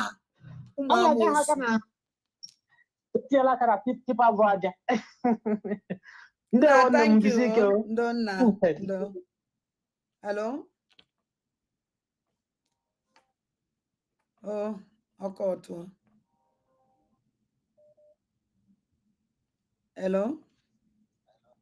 Anna, bye. Good afternoon, sir. Chimno no. Biko 1 minute, Biko. Okay. Adakwe follow ụmụnwaanyị anyị na ụmụ agadi nwaanyị atọ nweghị ihe na-eme ha anya ofu na-ekwu nweghị ọzọ mfọrọ anya ofu na-ekwu ana nchawu ndị ori Chioma ugly prọfesọ Chioma n'ọkwa onye ori oge ụmụada ọkwa ha nara 21 million naira from amamimeji ya play that voice mbịa meeting bịa life ọzọ mbe play voice ya na-aga n'iru Chioma onye ori na ha nara 21 million naira oge ụmụada from Eastern Government rie ọsọ ya nwere bịa she's a criminal onye ori nnegote onye nna like aka azụ anyị emere ji na-efiru na-eso oge nkere wu na ofiru n'oge nkere bụ ego nọ ya nwa na-eji ego so na ofiru nọ ebe ahụ ka ego nọ so na a ga-akọnfizi ụmụ Biafra so a na-atụ ego na ọya nwa ga-erizi nwa o ji soro oge nkere that woman wu evil and ndị nna wọyi nwaanyị oge nkere ya nwaanyị ka ọ ya nwaanyị ezigbote onye ọ na-esendiri ya foto oge nkere ije Canada ọ na-abịara ya ọ by flight Holland ya na Canada onye nke ije America ọ na-abịara ya ọ by flight how many minutes ọ banye Holland ya anabaghị disgrace onwe na-ejegharị ụlọ ọgwụ ada akwụkwọ nsọ si na n'oge ịghọ ọka na-ata erugo na Chukwu ahọpụchago ọka from ọta so ha ncha ka a bụrụ ngwongwo very soon ihe niile ga-ebi very soon onye isi gị onye ndu ga-apụta our prime minister ga-apụta and anyị nwa kudosie COS ike ma homeland anyị nwa mvisitri Biafra land anyị afụghị ihe our forefathers ndị nna nna anyị ha na-asọpọtụrụ COS a na-akụ ya n'azụ kudosie ike na-asụrụ ya ọfọ ndụ na-asụrụ ya ọfọ ọma na-asụrụ ya ogologo ndụ na-asụrụ ya ọfọ alụ ike so ihe anyị na nna agbụgharị ha agbụgharịcha ha ncha anakpuedo onunu egode nwa Kalaba ọ bụ Kalaba ebe ha ka m bịara Carnival ka onye ebe ha mma ihe Biafra how many of the people ọkwa nọ na Kalaba Carnival tata ka m ga na-acha n'Igbo anọ m Kalaba ka onye ebe ha na-asọpọta ihe na-eme ọpụta bịa na-eri ụmụ Igbo mugo mwụsanye akparawa thank you biko jisikwa ike anya sakwa agụ mmiri biko anya saa agụ mmiri ezi nwanne m anya saa agụ mmiri o hello achọna m ego ọtụ na Adandembo, good evening. Good evening. Ndewo ka ime.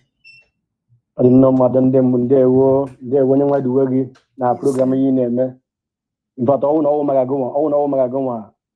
I am na ikuku akuru ni ejifu iko ka ya mani no kodi ogwa mna ime no mo Biafra aya hu ihe ime ime aya mehesi anya were fu ebe mi ba no kibagro yes na asị biko jisike gide giji jisike na onye nwa ga na edu gị ise ọ na-eme ihe ga na azụ na-eme na azụ ga nọ n'ihu ise dobo na asị aza achụ gị enwe ga afọ gị ise beta onye sọ gị jisa ya gbaja wuri isi agba na ihe ọjọọ ka ọwụ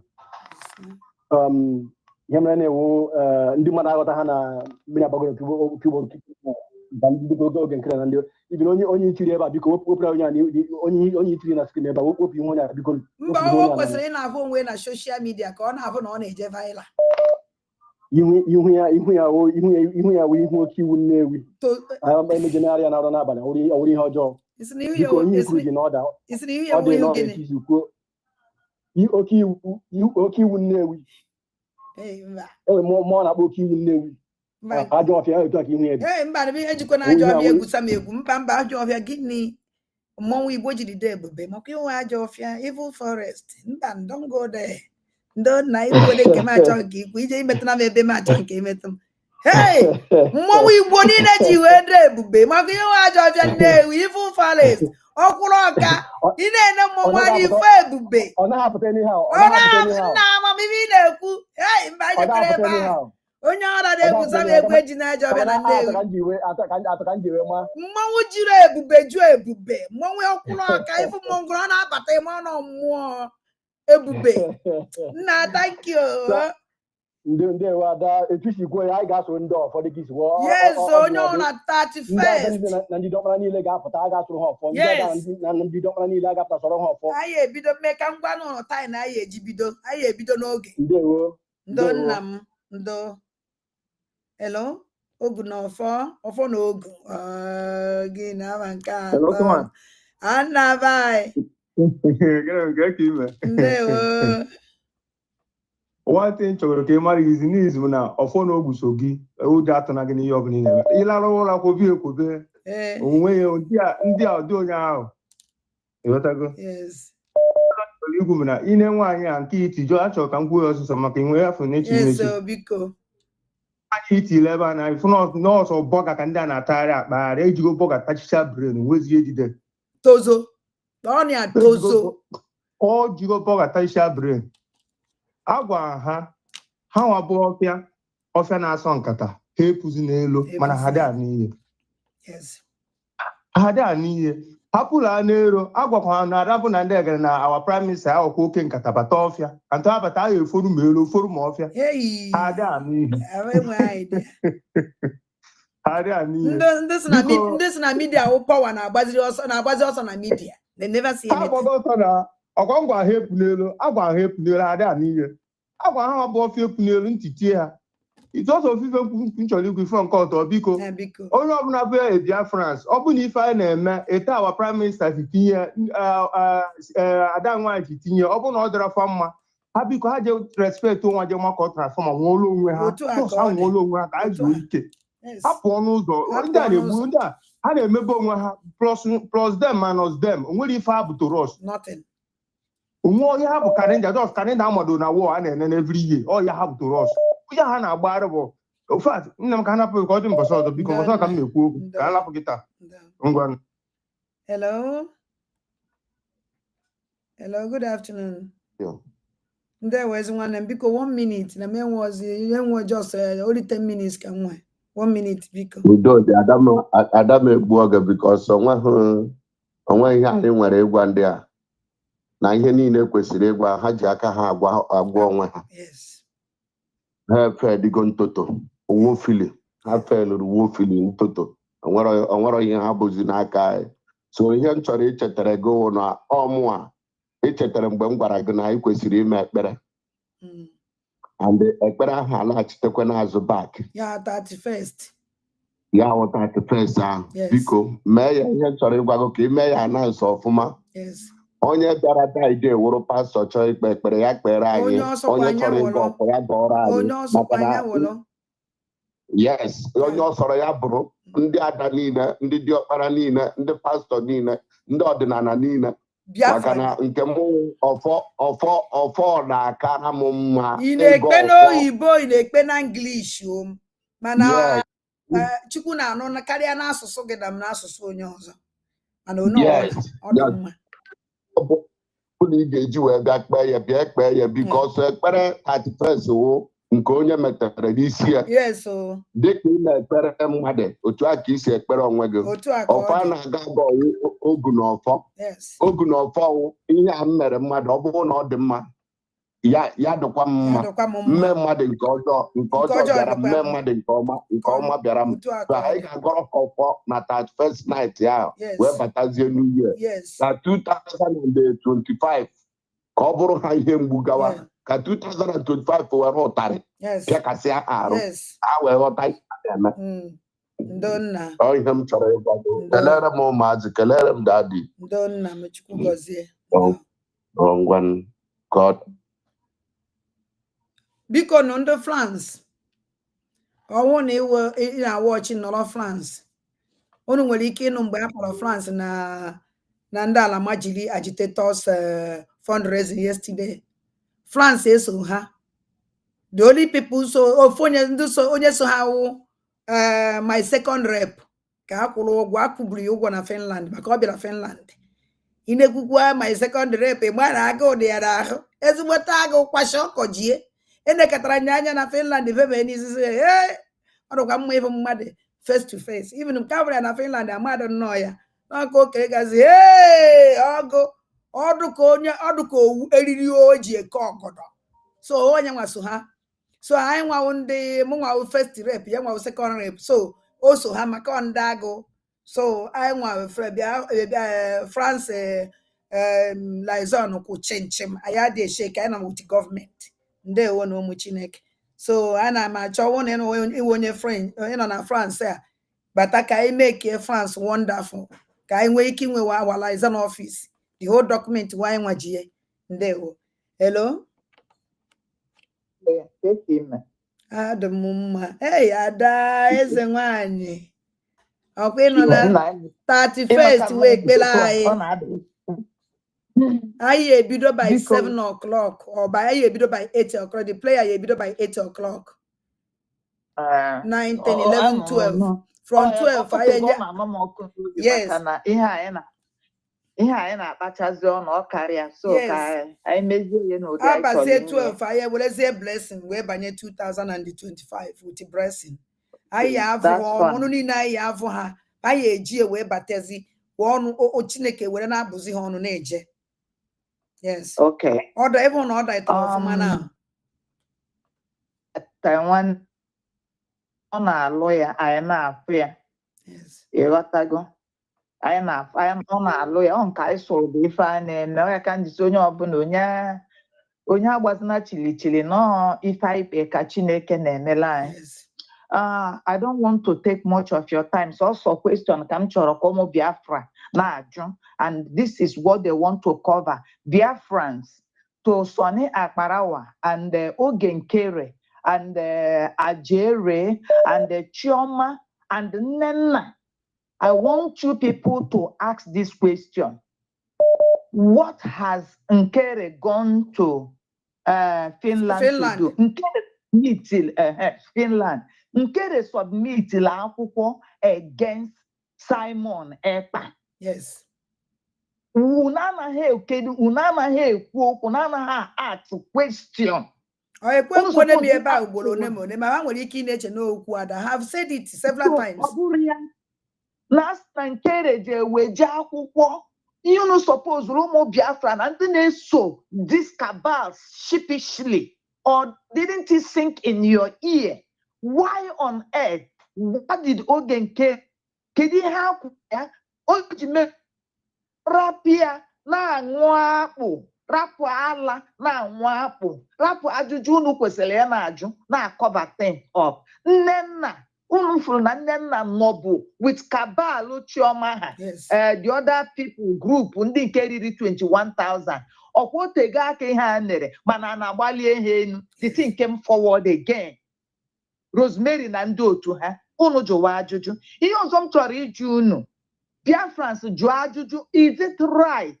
Oruo 2 days Nkere wee koro foto nke ya wee konye n'elu na our liaison office in US, that is our Biafran embassy in America. Unu anaghị ajụ ajụjụ. Ihe a bụ ajụjụ gbara ọkpụrụkpụ. Ihe a bụ ihe ihere. Unu na-akpọ COS. Biko na onye ọbụla na-akpọ COS aja afa, asị m ala Biafra chụọ unu ọsọ ya chụgbu unu.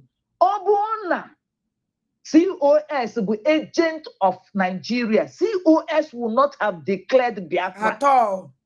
And these people chọrọ stop ya. All their aim is stop that declaration. Oge nkere na ndụ kabale. Onye na-ere gị ihe ọma, ị ga were okwute na-atụgbu onye na-ere gị ihe ọma at a dying minute. Ya ghọta na alụ na-eje ime. Ya wee Chineke si ebe ọ nọ zọpụta mficha anya mmiri. Unu ewee malite okwute wee na-akụdatụma. Larụ na ụla jụọ unu onwe na ajụjụ ndị na-agba COS mgba. Ngozi ọra bụ eze. Unu jụọ onwe na ajụjụ. Ọ bụ na Ngozi declare this kedu ebe mụ na unu ga-anọ. Okay. Start asking questions. And I thank God for this revelation that is coming. This voice note Obatobie was addressing issue. Ịma na onye na-amara ebe niile ozu na-esi n'ọkpa wee na-abọ ya. Ịma na ndị wepụtara dat na ha jere wepụta side nke Sọnị Akpalawa. Ana m asị ifenukwa Adaza ya onye wepụtara ya.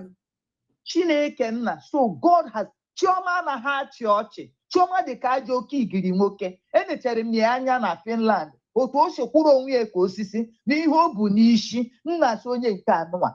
Ihu aha asọ nwaanyị nke ahụ. And again at that picture ahụ esere mgbe unu nọ na Finland, ka iwefu ka Chukwu si eme ihe. Ị ma na this cabal form go nwe ha before ha bịa Finland because m nọ na-ene ya. Yes, ha form go nwa before I bịa Finland. He mbido o tego ndị bido mere meeting o separately. O tego ha nwere meeting separate. Ị ma na mgbe ahụ ị na-eme program. Even before Obatobie enwe problem, they bido go their own meeting. And the funny thing, oge COS nọ na-ekwu okwu o declare bịa na their side ha nọ. Both mmadụ abụ, onye nọdewe mmadụ abụ, onye nọdebe Nkere. Ha dị ka ha kere onwe ha wee nọ na side ahụ. Ha niile just nọrọ ka ndị na-eru uju. Yes. That was why I saw it and say, alụ melo. So ihe nji wee bata bụ jụọ na ajụjụ ihe oge Nkere gara aga nwanne ya nwoke. Ma ọ bụ na ọ sị na Simon bụ nwanne ya nwoke, ọ sị na Simon bụ onye Igbo ibie, ọ sị na Simon bụ leader ya, ka ihe emegide ewee bụrụkwu maka eyi usoro. And all the same people ka gị bụ Sọnị Akparawa, ka gị bụ Ajere, unu declare according to you people na ọsọrọ Imam Mmadụ Abụchi okenye nọ n'ụlọ ewu nwụọ n'ọgbere. Asị Chineke na ọnwụ ike kọkwa gị ihu. Ise dị mgbere mgba. Ise ya dị hapụ ndụ. Na enwe ihe edumene ndị Igbo ihe ya nere ha. Asị m Imam Mmadụ Abụ akwa ụdị agọwa ọnụ ga-ebe. Asị m ọya nwa bụ ụdị akwa ị ga-ebe. Ị ga-adị ndụ wee ya anya. Ị ga-adị ndụ kpọọ ọnwa ọma nnu gị nso. Ị ga-adị ndụ n'ọtụ ọbụla akụ mmadụ. Kudu niile ha wee tinye anyị n'ụdọ ọnọdụ a. Asị m na unu ga-achọ ndụ na ndụ ga-agba ọsọ. Unu ga-akpọ n'ihu. Ọ ga-adịrị unu mma. Ya adịrịfa mma. Ise.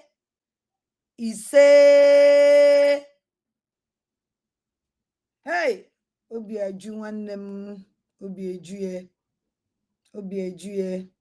Nne m butuo ezi nwanne m butuo. Ụmụ ndị gboo ọ naghị adịcha mma. Obi mgbawa. Anyị asụrụ ndị ọfọ. Onye ahụ dị last caller biko anyị achie mapụ enwere m 3 o'clock okone. Nne m biko butuo. Hello,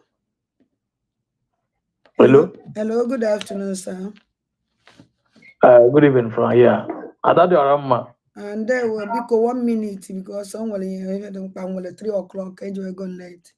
Would I agree to you? Ian Choro, you or this 2 message in Chori in your good ofu na ekpere unu chọrọ ikpe ekpere unu chọrọ ikpe na first biko onye Jizọs na-ekpela si wepụ nke Jizọs si were Chukwu nke abịa ma wee mechie onye ekpere chọrọ isi ọnwụ na biko Chineke mba abịa na nke a biko anyị anaghị Biafra anyị na-achọ anyị dị hụ like this ọnwụ na onye ọnwụ na mara nke ọ na-akpọ na-alụrụ ya ọrụ ọsọkwa ọnwụ na mmụọ mmiri na-alụrụ gị ọrụ eso onye na-akpọ ya ọza gị kpọọ ya ọ ya aza anyị anyị nọ na discrimination no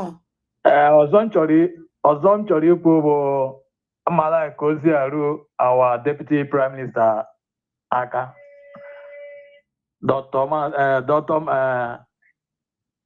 Dr. Ngozi Orabaeze this fundraising emere Saturday ịfụ na ndị India so ndị admins jere dị ya yes achọ m ka ozi arụ ya aka ka achọ even ọ bụ adị possible idissolve India dịsị maka ọ ga-akara anyị maka enwe mgbe nye gị dịsị maka ya ka jue nye suspension because achọpụtara m ihe a na-eme mana ndị soro Samuel ịkpa maka ha ọgụnwa onye mere donation through me mgbe ya ọbata obi bịala ndị ya o nwere one group mere donation this man this India admin chọsịsịrị ndị ahụ fọm onwe ha mee donation iso na the group the same this thing all group a mere but oge ahụ ịma ha ahụ mara ma n'iru ka ha mere ha kịta ka ha pụtara ọfụma mba o nwere group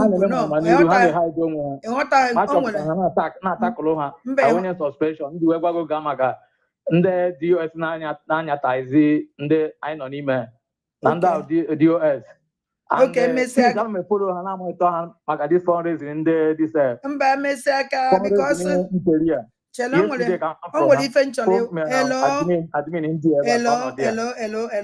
o nwere ife nchọrọ ịgwa gị COS fụrụ ihe niile merenụ because of from this fundraising nke eji ama kedu obodo so anyị kedu obodo so ha nọ this man nke onye ndị a gosi sabo ọwụ live from mgbe ahụ ọbata obi bịara nnabata ikpeazụ ọbata ndị India nabatara ọbata obie this man gosi how evil ọ dị because o nwere ndị si India chọrọ idonate ego this man refused them to donate money and this man ndụ chụpụrụ those people na group ndị India ndị ahụ weje fọm another group that group donated $450 that day. This man admin ndị India ekwelo ka fabia donate ego ahụ babata na Zoom Sonia Akpala wee kick her out babia collide with ndị media team ha bata ada Sonia Akpala wee van me kick her out mo were ndị wee kpọọ m na phone ndị donate ziri ego ahụ through telephone ka donate the money so which na those people na afọ ihe na-eme na and go nwa na onwe go otu esi wee kpọọ our COS ya mụ ife o mere maka ya don't worry ọkwa na onwere ido nwere ya dị anya eluru ya don't worry ihe afọ ihe ya eme and then this man kịta mmadụ onekwen ka ya na abụghị mmadụ onekwen so o lose everything on the sabo so nna thank you very much mmemme ka ozilio ya aka mana ọkwa ma onwere idea o mere nwere idea mana mmemmekwa ka ozilio ya aka ịnụ na udo ngwana thank you Chukwu gozie God bless you thank you